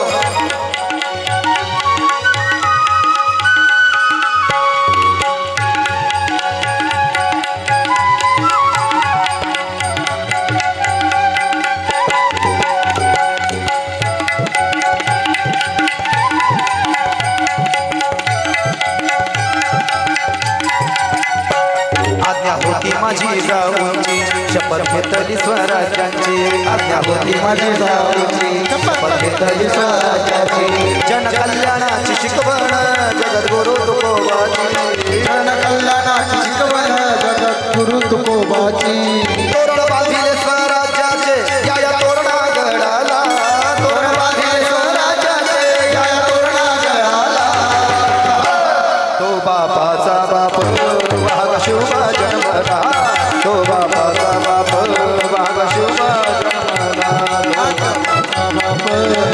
शुभा जन्मला माझ्या जिजाऊची पुण्याची आज आली फळाला माझ्या जिजाऊची पुण्याची आज आली फळाला तो बापाचा बाप आज शिवा जन्मला तो बापाचा बाप आज शिवा जन्मला तो बापाचा बाप आज शिवा जन्मला प्रौढ प्रताप पुरंदर क्षत्रिय कुलावतंस श्रीमंत छत्रपती शिवाजी महाराज की जय. प्रमाणामध्ये गोष्ट आली म्हणून आपण महाराजांना हे इथे महाराजांचं चिंतन केलं. छत्रपती शिवाजी महाराज शरीर रूपानं निघून गेले असे सगळेच, पण आजही लोक त्यांना आपल्या विशेष रूपानं महाराष्ट्रामध्ये छत्रपती शिवाजी महाराजांना देव मानतात. संभाजी भिडे गुरुजी सारखे लोक चप्पल घालून किल्ल्यावर चढत नाही. रायगड किल्ल्यावर रायगड किल्ला नाहीतर म्हणायला खूप आहे. रायगड किल्ला महाराष्ट्राची शान क्या राजधानीवर होत्या राजधानीवरती भगव निशान आहे भगव निशान आहे. रायगड किल्ला महाराष्ट्राची शान. संभाजी भिडे गुरुजी सारखे लोक चप्पल घालून किल्ल्यावर चढत नाही. क्यों? भगवान छत्रपती का मंदिर है या भाव. देह क्षणभंगूर आहे असं जाणून भरताना आपल्या मुलाला राज्यावर बसवलं आणि भरत मधुवनामध्ये आला जिथे यमुना नदी आहे. यमुना नदीच्या अलीकडच्या तटावर भरत भगवान विष्णूची तपश्चर्या करू लागला. विष्णूचाच पुत्र आहे ऋषभदेवाचा. तपश्चर्या करत असताना इतक्या सहजासहजी देवत्वाला माणसाला प्राप्त होऊ देत नाही. तुम्ही पहा, काही जरी करायचं असलं ना तर त्याला छंद लागायला सुद्धा खूप, जेव्हा ते आपण म्हणतो ना भरून येईल किंवा ते सगळ्या गोष्टी मिळून येतील, भक्ताची इच्छा होईल की मी देवाला भेटलं पाहिजे, देव मला भेटला पाहिजे, पण देवत्वाजवळ देव लवकर त्या भक्ताला येऊ देत नाही. भरत तपश्चर्या करत असताना भरताच्या भक्तियोगात विघ्न म्हणून भगवंतानं मायारूपी मृग पाठवलं, हरण. ते हरण गर्भवती होतं पलीकडच्या तटावर. अलीकडे भरत तपश्चर्या करत आहे. भरतस्तु महाभागवतो यदा. महाभागवत म्हटलंय भरताला. नुसता भागवत नाही तर महाभागवत. भागवत म्हणजे भक्त. जो वारकरी संप्रदायाला भागवत संप्रदाय म्हटलंय. जो विष्णूची पांडुरंगाची नामाची भक्ती करतो त्याला भागवत असं म्हटलंय. पण हा महाभागवत आहे, मोठा भक्त आहे.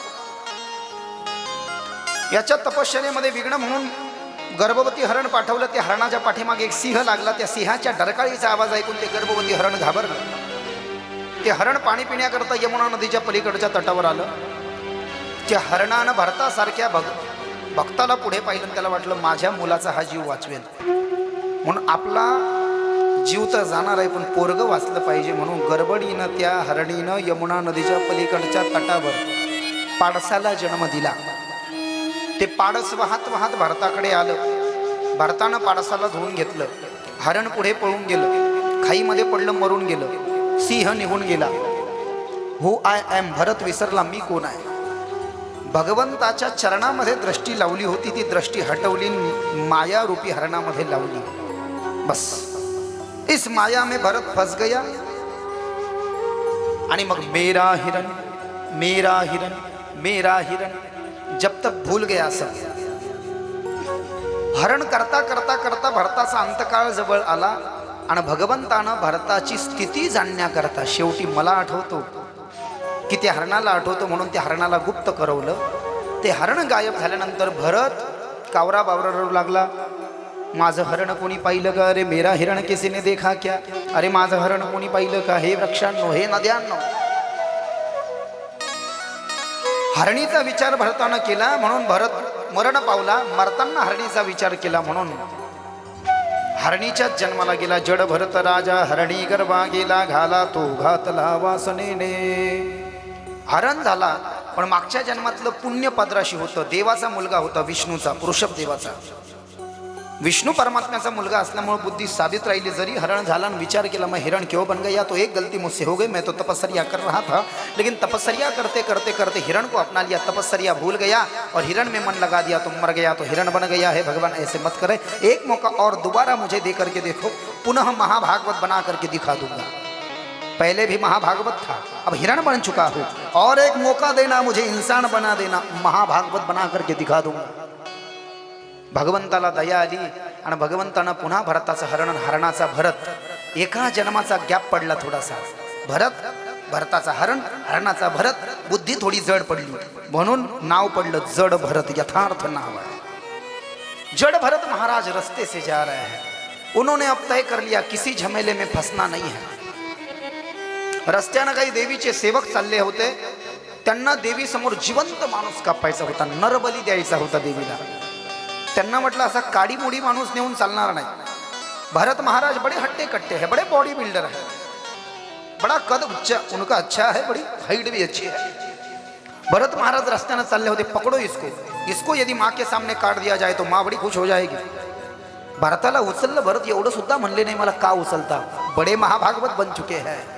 ठेविले अनंत तैसीजी रहावे, कीप पेशेंस, किसी से कुछ बोलना नहीं. यही तो संत की वृत्ति है. संत कौन है, कहा संत वो है जो कोई कुछ भी कहे, जो प्रशंसा भी करे तो प्रफुल्लित न हो, जो निंदा भी करे तो गुस्सा न हो, जो गाली भी दे तो स्थित प्रत्य हो. साणाम संत, वही है संत. प्रशंसा केली तर येडेवानी होऊन नाही जायचं. महाराज तुमच्या वाणी कोण नाही, लोक खोटं भी बोलू शकतात, प्रफुल्लित न. निंदा करे तो गुस्सा आना, और कोई गाली गलोच भी करे तो स्थित प्रज्ञ हो. ऐसे महाभागवत संत बन करके आ गए भरत. भरताला उचललं, देवी समोर नेलं, झोपवलं, दोन्ही हातानं साखळ दंडानं हातगीत बांधले आणि भरताला त्याचे हात कापणार तितक्यात देवी प्रकट झाली. अरे नको नको नको, असं करू नका. मला एकदा घडलंय, राम लक्ष्मणाला चोरून आणलं होतं अहिमही रावणानं पाताळात. हनुमान आला माझ्या मंदिरातून मला बाजूला केलं, नाहनीमध्ये कोंडलं. ऐसा प्रतापी गहन सकळ भक्तांचे भूषण, जाऊनी पाताळी केली देवीची अवकळा. केले रामायण मूळ रामाधी 160 अभंगाचा नंबर. तुकाराम महाराजांची बाबूराव देवडी ग्रदभंग गाथा. असा हा पोखरीचा मारुती कुठालचा खूप पॉवरफुल आहे मारुती. म्हणून तरुण लोक जे दंड बैठका वगैरे मारत असतील, जे बॉडी बिल्डर असतील, तर त्यांना मारुतीची साधना केली पाहिजे. म्हटले पोरांना लवकर प्रसन्न होणारा देव आहे. मारुती बाल समय रवि भक्ष लियो तबती न हो लोक भयो अंधियारा. ताही सोत्रास भयो जग को यह संकट का हो सो जात नटारो. देव न आनी गरीबी नकी तब छाड़ी दियो रवि कष्ट निवारो. को नहीं जानत है जग में कपि संकट मोचन नाम तिहारो. बाली त्रास कपि सब से गिर जात महाप्रभु पंथ निहारो. चौकी महामुनि साप दियो तब चाहिए कौन विचार विचारो. वेदी जो रूप लिवाय महाप्रभु सोतो मंदास के सोप निवारो. को नहीं जानत है जग में कपि संकट मोचन नाम तिहारो. संकट मोचन नाम तिहारो. संकट मोचन नाम तिहारो. संकटामधून मेरे गाडी में हनुमान जी बैठे हैं. घेतल्यापासून कोणाला धक्का द्यायला नाही आपण, आणि आपण कोणाचा खाल्ला नाही. हाँ, इतने पावरफुल है हनुमान जी। इसलिए जो कोई हमारे जवान भाई यहाँ पर बैठे हो तो हनुमान जी की बड़ी साधना करनी चाहिए। आणि लई साधना केली तर 40 दिवसात हनुमान प्रसन्न होतो। हनुमान सिद्धी करून तर पहा ना, नाही झालं तर काही फायदाच होईल, नाही प्रसन्न झालं तर फायदाच होईल ना अनुष्ठानानं। बरेच लोक आहेत कलियुगामध्ये ज्यांनी हनुमानाचं साक्षात दर्शन केलं आहे। 4 देवता लवकर भेटतात कलियुगामध्ये, नीट आहे का? भगवान दत्तात्रेय एक, हमारे जय हिंद नगरी के दत्त विहार के गाणगापूर वाले दत्तात्रेय एक, सध्या सगळ्यांना हाऊसफुल केलंय ज्याला, महादेव 2, मारुती 3 आणि देवी 4। या 4 जणांचे बऱ्याच लोकांना दर्शन केले कलियुगामध्ये साक्षात। इसको बोलते आत्मसाक्षात्कार। याला प्रमाण आहे, बात करो तो प्रमाण की बात करो, बिना प्रमाण की बात मत करो। व्यंकटेश स्तोत्रामध्ये लिहिलं, लवकर देव कलियुगात भेटतो पण लोकाला कंटाळ येतो। 5-10 मिनिटं देवही परीक्षाच घेतो। सगळे कामं लोक आरामशीर करतात। कुठं जेवायला गेलो ना तर जेवायला गेल्यानंतर कमीत कमी 20 मिनिटं ऑर्डर दिल्यानंतर येते तर तिथं लोक मोबाईल खेळत बसतात, टाइमपास करतात। पण देवाच्या मंदिरात गेलं की माणसाला कंटाळ येतो। 5 मिनिटं सुद्धा लोक देवाच्या मंदिरात जाऊन नीट दर्शन करीत नाही, आरामशीर पाहत नाही, आरामशीर बसत नाही। हा झमेला आहे। खरोखर जर का तितका वेळ देवाला काढून दिला, ऐसा सत्कर्म करो जीवन में, ऐसा सत्कर्म करो जीवन में कि साक्षात भगवान आपसे मिलने के लिए विवश हो जाए। ये खुद वाक्य मैंने लिखा है। इसको बोलते हैं सद्विचार, अंग्रेजी में कोट्स। इतकं सत्कर्म असलं पाहिजे जीवनामध्ये, देवही परेशान झाला पाहिजे। नाही बा, ये पोखरी में कोर है, ये ज्यादा ही ज्ञानेश्वरी पढ़ रहा है, ये ज्यादा ही गाथा पढ़ रहा है, मुझे जाना ही पड़ेगा।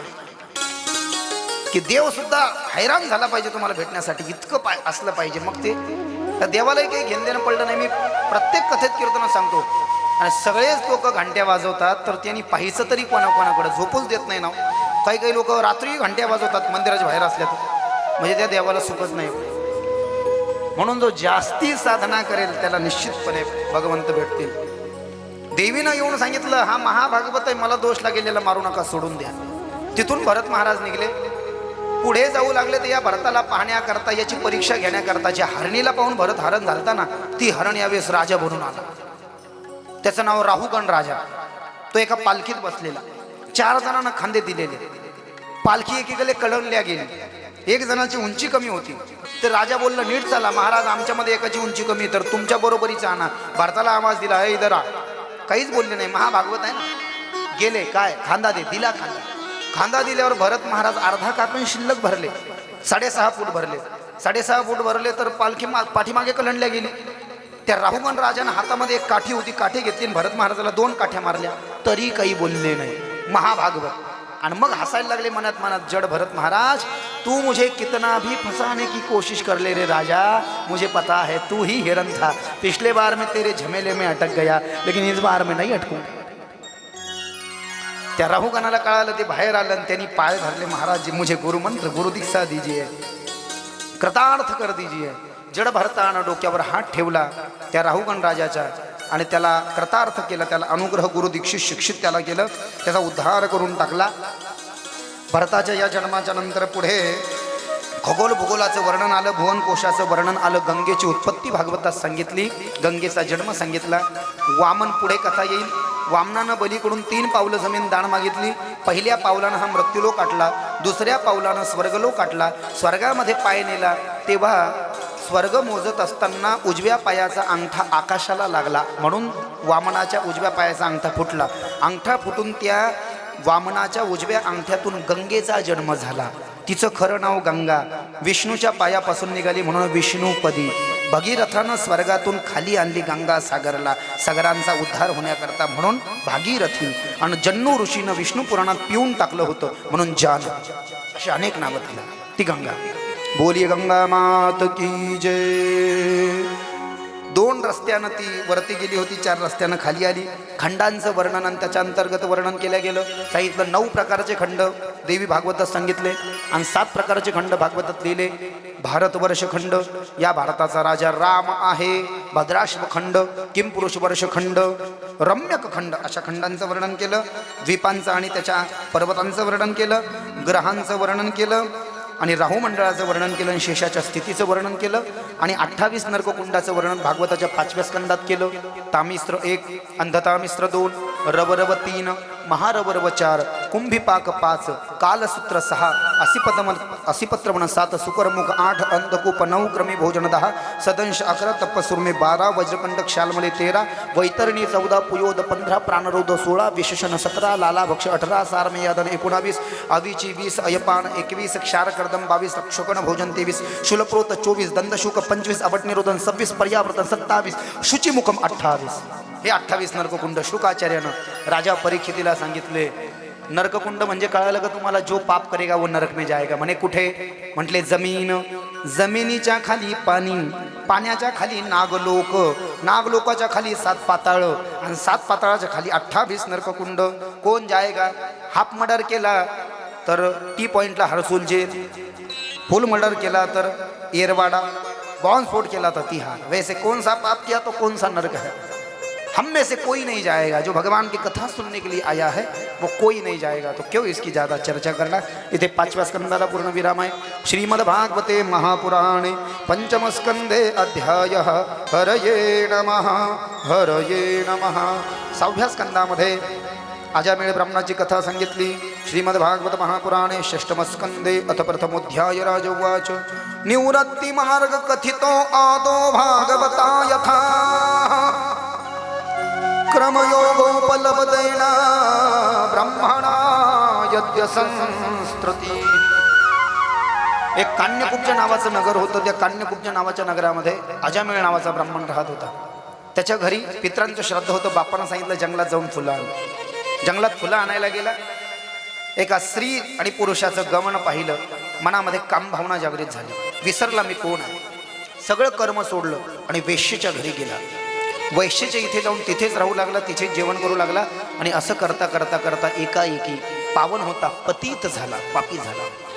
त्या वेश्येपासून, त्या वेश्येलाच त्यानं आपलं पत्नी मानलं. आणि त्या वेश्येपासून अजामियाला 9 मुलं झाली. 10व्यांदाही ती गर्भवती आहे. बाई घाबरली. इतना बड़ा ये महात्मा भ्रष्ट हो गया मुझसे, बड़ा पाप हो गया. 10व्यांदा ती गर्भवती होती. एक साधू आला भिक्षा मागायला. त्या बाबाला विचारलं, बाबा ऐसा ऐसा है मैं क्या करूं? सांगितलं मुलाचं नाव नारायण ठेव. नारायण. 10व्या मुलाचं नाव नारायण ठेवलं. त्या पोराचं नाव नारायण ठेवलं. ते म्हणायला लागलं नारायण जेवला का, नारायण झोपला का, नारायण उठला का. नारायण करता करता करता करता पवित्रता येऊ लागली. मरण पावला अजामेळ. मरायच्या आधी म्हणला एकदा माझ्या नारायणाला नारायण मला पाहू द्या रे. मरताना सुद्धा नारायणाचं नाव घेतलं. ठेवलं मुलाचं पण त्या नारायणानं नाव ठेवलं ना, म्हणून अजामेळाचा उद्धार झाला. याला नेण्याकरता वैकुंठातून पार्षदगण आले. कृष्ण कहने से तर जाएगा, राम कहने से तर जाएगा. हो कृष्ण कहने से तर जाएगा, राम कहने से तर जाएगा. कृष्ण कहने से तर जाएगा, राम कहने से तर जाएगा.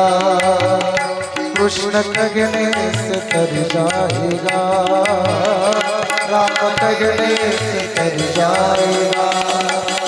हो पार भव से उतर जाएगा, पार भव से उतर जाएगा. कृष्ण कहने से तर जाएगा, राम कहने से तर जाएगा. हो कृष्ण कहने से तर जाएगा, राम कहने से तर जाएगा.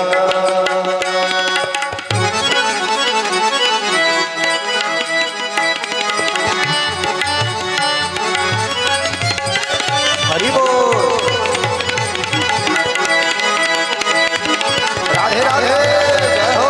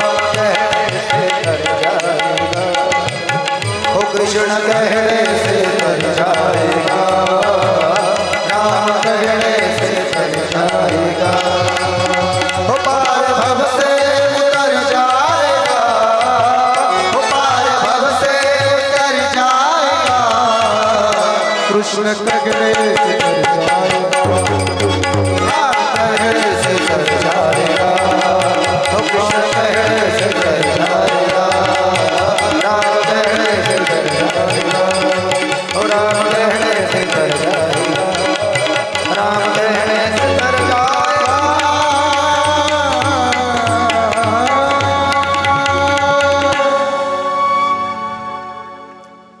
नरकाला जाणार होता पण देवाचं नाव घेतलं म्हटले वैकुंठाला चालल्या गेला अजाम्य।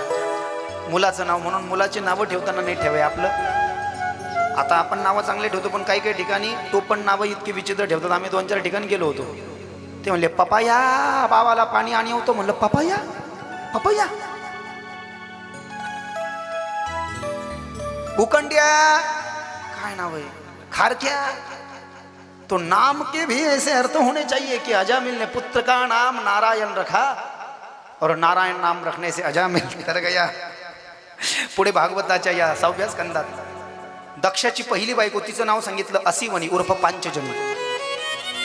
दुसरी बायको प्रसूती आहे, तिला 60 मुली आहे, ती कथा आपण ऐकली आहे। पहिली बायको असिवनी उर्फ पांचजनी, तिच्यापासून 1000 पुत्र उत्पन्न केले। त्या 1000 पुत्रांना उपदेश केला की तुम्ही सिंधू नदीच्या जवळ जे नारायण तीर्थ आहे तिथे जाऊन, सिंधू नदी म्हणजे पाकिस्तानमध्ये नारायण तीर्थ, तिथे भगवान विष्णूची आराधना करा, सृष्टीच्या विस्तारा करता। गेले हे, पण नारदानं यांना आत्मकल्याणाचा उपदेश केला, त्यांचा मार्ग बदलवला। दक्षाला राग आला, पुन्हा 1000 पुत्र उत्पन्न केले, त्यांना भावाच्या दिशेने पाठवलं। नारदानं त्यांनाही आत्मकल्याणाचा उपदेश केला। दक्षानं नारदाला श्राप दिला की एवढ्या मेहनतीनं मी पुत्र उत्पन्न केले आणि त्यांना मी सृष्टी रचनेसाठी पाठवलं आणि तू त्यांना आत्मकल्याणाचा उपदेश केला, तर मी तुला श्राप देतो नारदा, आजपासून तू एका जागेवर कधीच टिकणार नाही, 3 लोकात फिरत राहशील। नारद म्हणले तू मला श्राप देतो, तुम्ही काही चूप बसणार आहे का, मी तुला श्राप देतो। नारदाने दक्षाला श्राप दिला की तुला याच्यानंतर पोरग होणार नाही, म्हणून दक्षाला दुसऱ्या बायकोला दक्षाच्या 60 मुली झाल्या, मुलगा झाला नाही, हे त्याचं कारण आहे। पुढे एक दिवसची घटना आहे। देवाचे गुरु देवगुरु बृहस्पती आहे, इंद्रानं देवगुरुचा अपमान केला। कस्य हेतो परित्यक्त्या आचार्येनात्मना सुराः। इंद्र मदिरा पान करून आपल्या खुर्चीवर बसला, देवगुरु बृहस्पती आले। एक तर घरी कोणाला बोलू नये आणि बोलवलं तर मान करावं, अपमान करू नये म्हटले। गुरुचाच अपमान केला इंद्रानं, गुरुला राग आला। गुरु म्हटले असे शिष्य नको मला लचोड। देवगुरु बृहस्पती गुप्त झाले, कुठेतरी लपून बसले, देवाचं कार्य बंद पडलं। आता कोणाला तरी गुरु बनवावं लागेल, कोणाला बनवता? देवाचा एक भाऊ होता त्वष्टा ब्रह्म नावाचा ऋषी, त्या त्वष्ट ब्रह्माला एक मुलगा होता, त्याचं नाव होतं विश्वरूप, मोठा ज्ञानी होता, वेद मंत्र जाणत होता, यज्ञ करत होता। त्या विश्वरूपाला 3 शिर होती, 3 मुंडके होते। मधल्या मुखानं तो वेदाचे मंत्र म्हणायचा, अगणयेण महास्वाहा। मधल्या मुखानं मंत्र म्हणायचा आणि 2 मुख रिकामे होते, तर दोन्ही मुखापैकी एका मुखानं देवाला यज्ञाचा भाग द्यायचा। भाग म्हणजे आजच्या परिभाषेमध्ये पेमेंट म्हणतात। पण भानगड अशी झाली की हा जो विश्वरूप आहे हा देवाचा पुतण्या आहे, म्हणजे याचा बाप देवाचा भाऊ आहे तर देवाचा पुतण्या झाला, आणि याची आई जी होती ना ती राक्षसाची बहीण होती, म्हणजे देवाचा भातसा, राक्षसाचा भातसा होता। एक दिवस हे घरी आलं यज्ञ करून, तर याचे मामा याच्याकडे आले राक्षसन, ते म्हणले भांजे मुसीबत के समय में मामा ही काम आता है, तो भैया तेरा एक मुख खाली है ना, एक मुख से तू मंत्र गाता है वेद के, एक मुख से देवताओं को यज्ञ का भाग देता है, दूसरा मुख तेरा जो खाली है ना उस मुख से हमको यज्ञ का भाग दे दे। नहीं ये अनर्थ है, मैं उनकी ड्यूटी करता हूँ और तुमको कैसे दे सकता हूँ? भैया हम तेरे मामा है, तू नहीं देगा तो कौन देगा हमको? बरं ठीक आहे, इंद्र नसला का मी थोडंसं मौका पाहीन, इंद्राच्या गैरहजेरीमध्ये देईल तुम्हाला।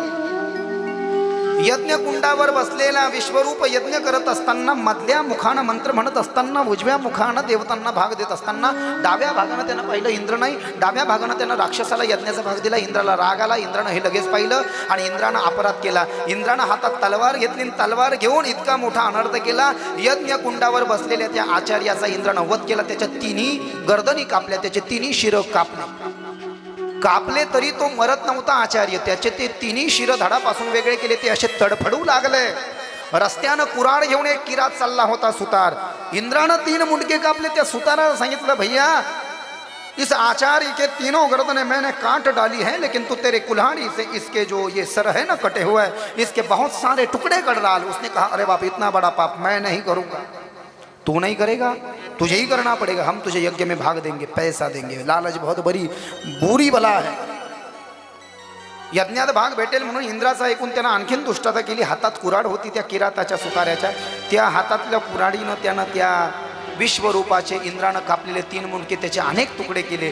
तुकडे केल्यानंतर तरीही तो मेला नाही. त्या शिराच्या मुंडक्याच्या तुकड्यातून 3 प्रकारचे पक्षी जन्माला आले आणि ते जन्माला येऊन आकाशामध्ये उडू लागले. कपिंजल, कलविकल, तैतरीय. कपिंजल, कलविकल आणि तैतरीय पक्षी उडू लागले. इंद्राला ब्रह्महत्येचा दोष लागला. इंद्रानं त्या विश्वरूपाला मारल्यामुळे जो ब्रह्महत्येचा दोष लागला तो 4 ठिकाणी वाटला. नीट ऐका, किती? 4 ठिकाणी.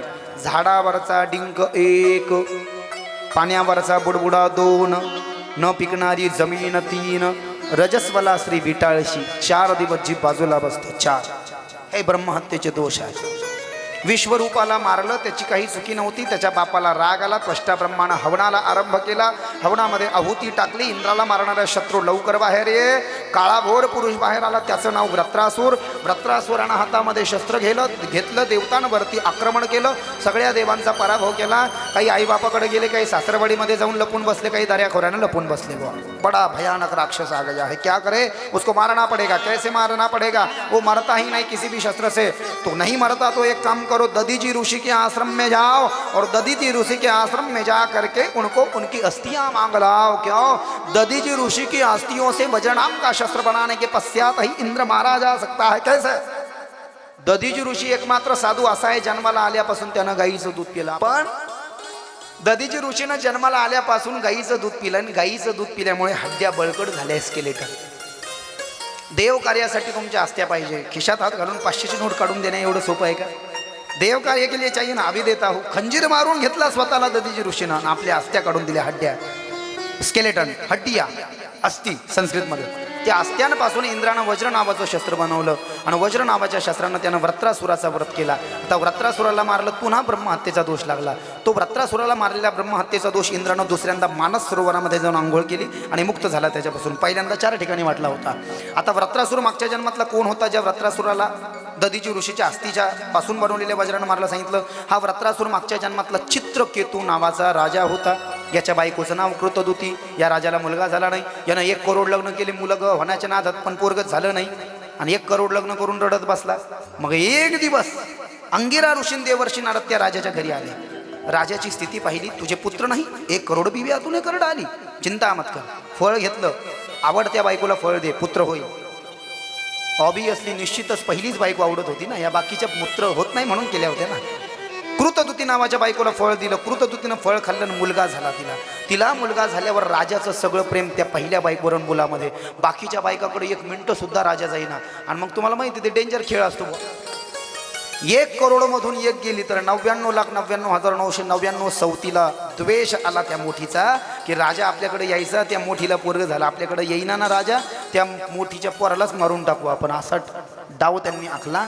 आणि त्या सगळ्या सवतींनी बाळाच्या गुटीमध्ये विष मिळवलं. राणीला माहिती नव्हतं. बाळानं गुटी पिली, बाळ मरण पावलं. राणी रडू लागली. राणीची ती दुरावस्था राजाला पावल्या गेली नाही. चित्रकेतू राजा वियोग करू लागला. विमानात बसला. विमानात बसून आकाशमार्गाने निघाला. खाली एक जंगल लागलं. वरतून तो विमानातून पाहतोय त्या जंगलामध्ये भगवान शंकर बसले होते. माता पार्वतीला मांडीवर घेऊन. कोणाचा एकांत पाहू नाही शास्त्र सांगतो. आणि पाहू तर नाही, कोणाच्या गप्पा ऐकू नये नवरा बायकोच्या. काही लोकांना सवय असते बरं का, इकडचं नाही आपल्या बाहेरचं सांगतो. इकडं सगळं चांगलं आहे आपल्या सगळ्या एरियामध्ये बरं का. काही लोक भिंतीला कान लावून नवरा बायकोच्या गप्पा ऐकते, ते ऐकू नये. याच्यात सांगितलं किती मोठा दोष आहे. वरतून तो चित्रकेतू चालला होता, त्यानं शंकर पार्वतीच्या गप्पा ऐकल्या. पार्वती को गुस्सा आ गया. दुष्ट तुझे शर्म नहीं आती, पति पत्नी का एकांत देख करके हंसता है, तू राक्षस बन जाएगा. हे खाली आलं आणि तू दिलेला श्राप मी भोगेल. तू चित्रकेतू व्रत्रासुर बनशील. इंद्र तुला वज्रानं मारेल आणि मग तुझा उद्धार होईल. तो हा व्रत्रासुर चित्रकेतू व्रत्रासुर. पुंसवन व्रताचा विधी सांगितला. द्वितीय आदतीची संतती सांगितली. ते 6व्या स्कंदाला पूर्ण विराम आहे. श्रीमद भागवते महापुराणे 6म स्कंदे अध्याय हरये नमः हरये नमः. 5 मिनिटाकरता सर्वांनी जागेवर उभा राहायचं आहे. 5 मिनिटाकरता सर्वांनी. राधे राधे हो राधे राधे राधे राधे हो राधे राधे राधे राधे हो राधे राधे राधे राधे हो राधे राधे राधे राधे बोलो राधे राधे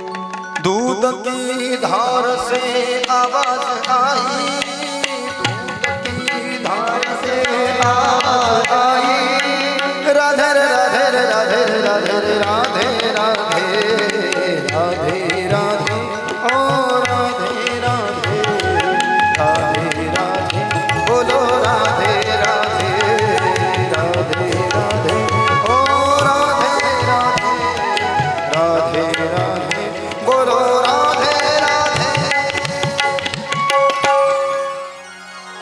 हिरण्यकश्यपुनी तपश्चर्या केली, न मरण्याचं वरदान मागितलं आणि इकडे प्रल्हादाचा जन्म झाला, सर्वांना कथा ज्ञात आहे। देवर्षी नारदानं पांडवांना ही कथा सांगितली।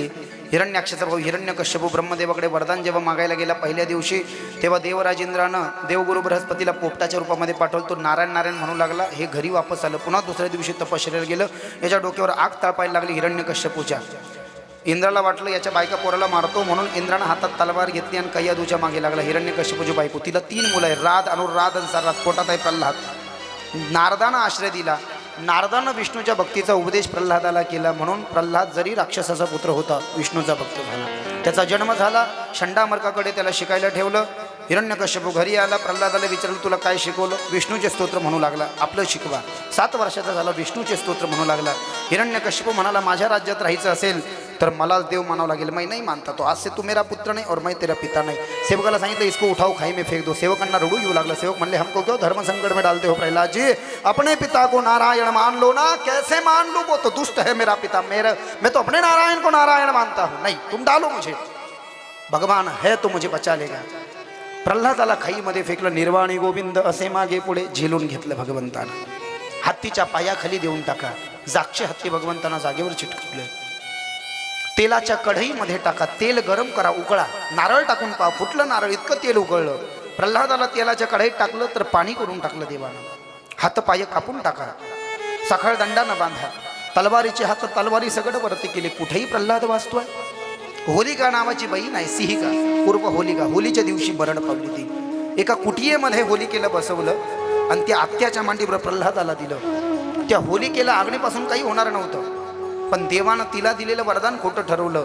जळणार होता प्रल्हाद, वाचणार होती होलिका, पण मरण पावली होलिका, वाचला प्रल्हाद का? आत्याच्या मांडीवर बसल्या बसल्या ओम नमो भगवते वासुदेव मंत्राचा जप झाला। होलिका ही मरण पावली। संध्याकाळची वेळ आहे, रागानं लाल झाला हिरण्यकश्यपू। ब्रह्मदेवाला वरदान मागितलं, न दिन में मरू, न सुबह मरू, न रात मरू, शाम को मरू, ये नहीं मांगा।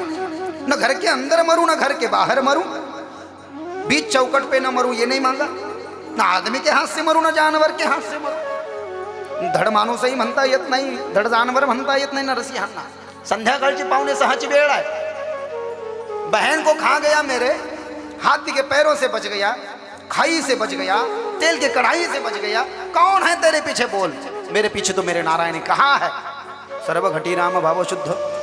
समोर खंबा आहे, त्या खंब्यात आहे का? म्हटले हो आहे आहे। दुष्ट हिरण्यकश्यपूनं हातामध्ये गदा घेतली आणि गदा घेऊन गेला तिकडे।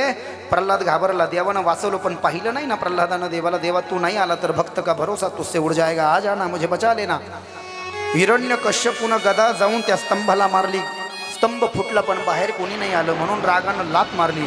जशी लात मारली भगवान नरसिंहांचं प्राकट्य झालं। बोलिये नरसिंह नारायण भगवान की जय। नरसिंहाला पाहिलं तर हिरण्यकश्यपू अर्धा मेला, अर्धा म्हणजे पूर्ण मरत असतं माणूस, हे अर्ध मेलं आणि अर्ध जिवंत राहिलं। मागितलं होतं माणसाच्या हातानं मरण नको, जनावराच्या हातानं मरण नको। धड माणूसही म्हणता येत नाही, धड जनावरही म्हणता येत नाही। उभा राहिलाय माणसासारखा, पण दिसतोय सिंहासारखा। आणि म्हणावं सिंह तर उभा राहिलाय माणसासारखा। हात म्हणावं माणसासारखे तर केस आहे हाताला सिंहासारखे। दात म्हणावं माणसासारखे तर 4 दात आहे सिंहासारखे। अरे बाप, हे क्या है? पाहून हिरण्यकश्यपू खाली पडला, मागे असा फरफटायला लागला। भगवान नरसिंह बाहेर आले, दुष्ट हिरण्यकश्यपूला उचललं। घराच्या आतमध्ये नाही, घराच्या बाहेर नाही, दिवसा नाही, रात्री नाही, संध्याकाळची वेळ आहे। घराच्या दरवाजाची जी चौकट असते ना, त्या चौकटीमध्ये उंबऱ्यावर बसले, चौखटीच्या उंबऱ्यावर। आणि दुष्ट हिरण्यकश्यपूला आपल्या मांडीवर झोपवलं। आणि दोन्ही हाताचे नखाग्र वाढले होते. ते नखाग्र दुष्ट हिरण्यकश्यपूच्या पोटामध्ये रोवले. रक्तधारा प्रवाहित झाली. दुष्ट हिरण्यकश्यप का उद्धार भगवान ने कर डाला. बोलिए भक्त वत्सल भगवान की जय. नरसिंह नारायण भगवान की जय. भक्त प्रल्हाद की जय. हिरण्यकश्यपूला फेकलं, मांडीवर घेतलं प्रल्हादाला. काय पाहिजे तुला? मला काही नाही पाहिजे. अरे काहीतरी माग. नाही काही नाही पाहिजे. काहीतरी माग. नकोच काही. राग शांत होत नाही. लक्ष्मीनं गरुडाला आज्ञा दिली. गरुडानं दत्तात्रयाच्या मंदिरातून औदुंबराचं झाड आणलं आणि ते औदुंबराचं जे झाड आहे ते शांततेचं प्रतीक आहे. भगवान नरसिंहानं दुष्टाच्या रक्तानं जे आपले नख भिजवले होते ते नख त्या औदुंबराच्या झाडाच्या खोड्यामध्ये असे खोवले, तेव्हा त्यांचा दाह शांत झाला. म्हणून गुरुचैत्रात सांगितलं, ज्याला जास्ती राग येत असेल तर रिकाम्या सिगरेट पिण्यापेक्षा त्या झाडाला 11 प्रदक्षिणा मारल्या पाहिजे. रागही येतो. राग येण्याच्या नादात बिड्या सिगरेट तंबाखू पिलं तर आयुष्याची हानी होते. लक्षात घ्या, जे लोक व्यसन करत असतील 30 वर्ष त्यांचं आयुष्य बॅग जातं. लवकर मारतात ते लोक. वैज्ञानिकांनी सिद्ध केलं हे. 30 वर्ष काय उपयोगी व्यसन करून? 30 वर्ष लवकर माणूस मरतोय म्हणजे मजाच खराब आहे ना जेवण मला येण्याची. तर त्याला प्रदक्षिणा मारायला सांगितल्या. करुण पंचाध्यायीचं वर्णन केलं. ब्राह्मणांनी काय करावं, वारकऱ्यांनी काय करावं, वैश्यांनी धंदा चांगला करावा, बाकीच्या लोकांना त्यांची सेवा करावी. इथे सप्तम स्कंदाला पूर्णविराम आहे आणि आजच्या कथेलाही या ठिकाणी विश्राम आहे. श्रीमद्भागवते महापुराणे सप्तमस्कंदे अध्याय हरये नमः. हरये नमः. जय श्री भागवता. आरती करू तुझ भगवंता. श्री शुक मुनीने परम भक्तीने नाना परिणे गाई अले जा हरी चरिता. आरती करू तुझ भगवंता. जय हो जय श्री भागवता. आरती करू तुझ भगवंता. ओ वेद तरुचे मधुर फळ साधुर सेजे स्वरळ. आत्मा राम मुनी सकळ सेवुनी झाली जन सुफळ. आली रवणी जगत रही भीमगीता. आरती करू तुझ भगवंता. जय हो जय श्री भागवता. आरती करू तुझ भगवंता.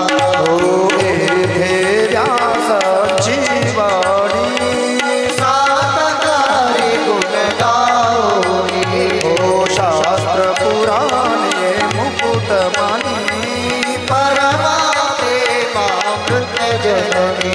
सहज सेविता भाविक भक्ता.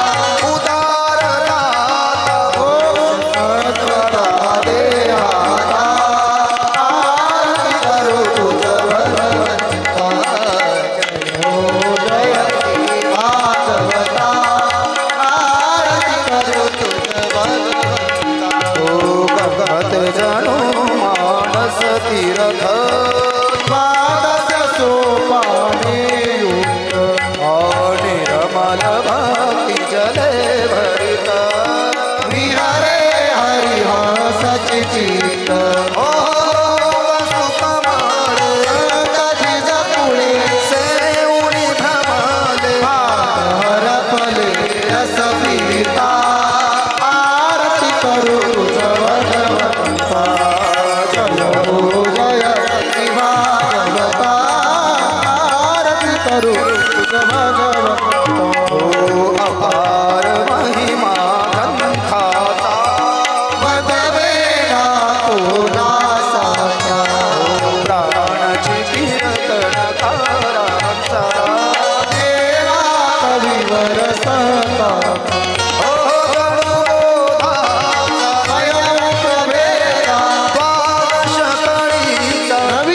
करीता समहरता. आरती करू तुझ भगवंता. जय हो जय श्री भागवता. आरती करू तुझ भगवंता. ग्रंथ नवे हा श्री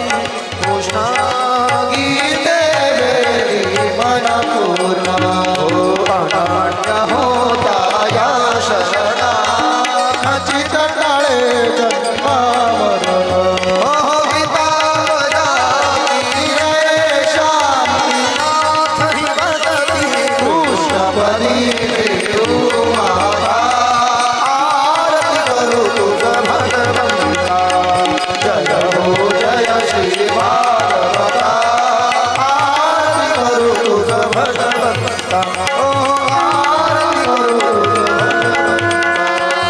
आरती करू तुझ भगवंता कर्पूर गौरम करुणावतारम संसार सारम नित्यं प्रहारम सदा वसंतम हृदयानंदे भवानी सहितं नमामि कर्पूर गौरेण मनोहरेण सुभद्रं भक्तो बलसंगे प्रदित्य प्रभासो सहसंगतेन नीलांजलमतमजगदीशवरदे दिगंबराय च दिगंबराय नमः शिवाय च नमः शिवाय अलिंगनाय नमः करुणाय नमः अलिंगनाय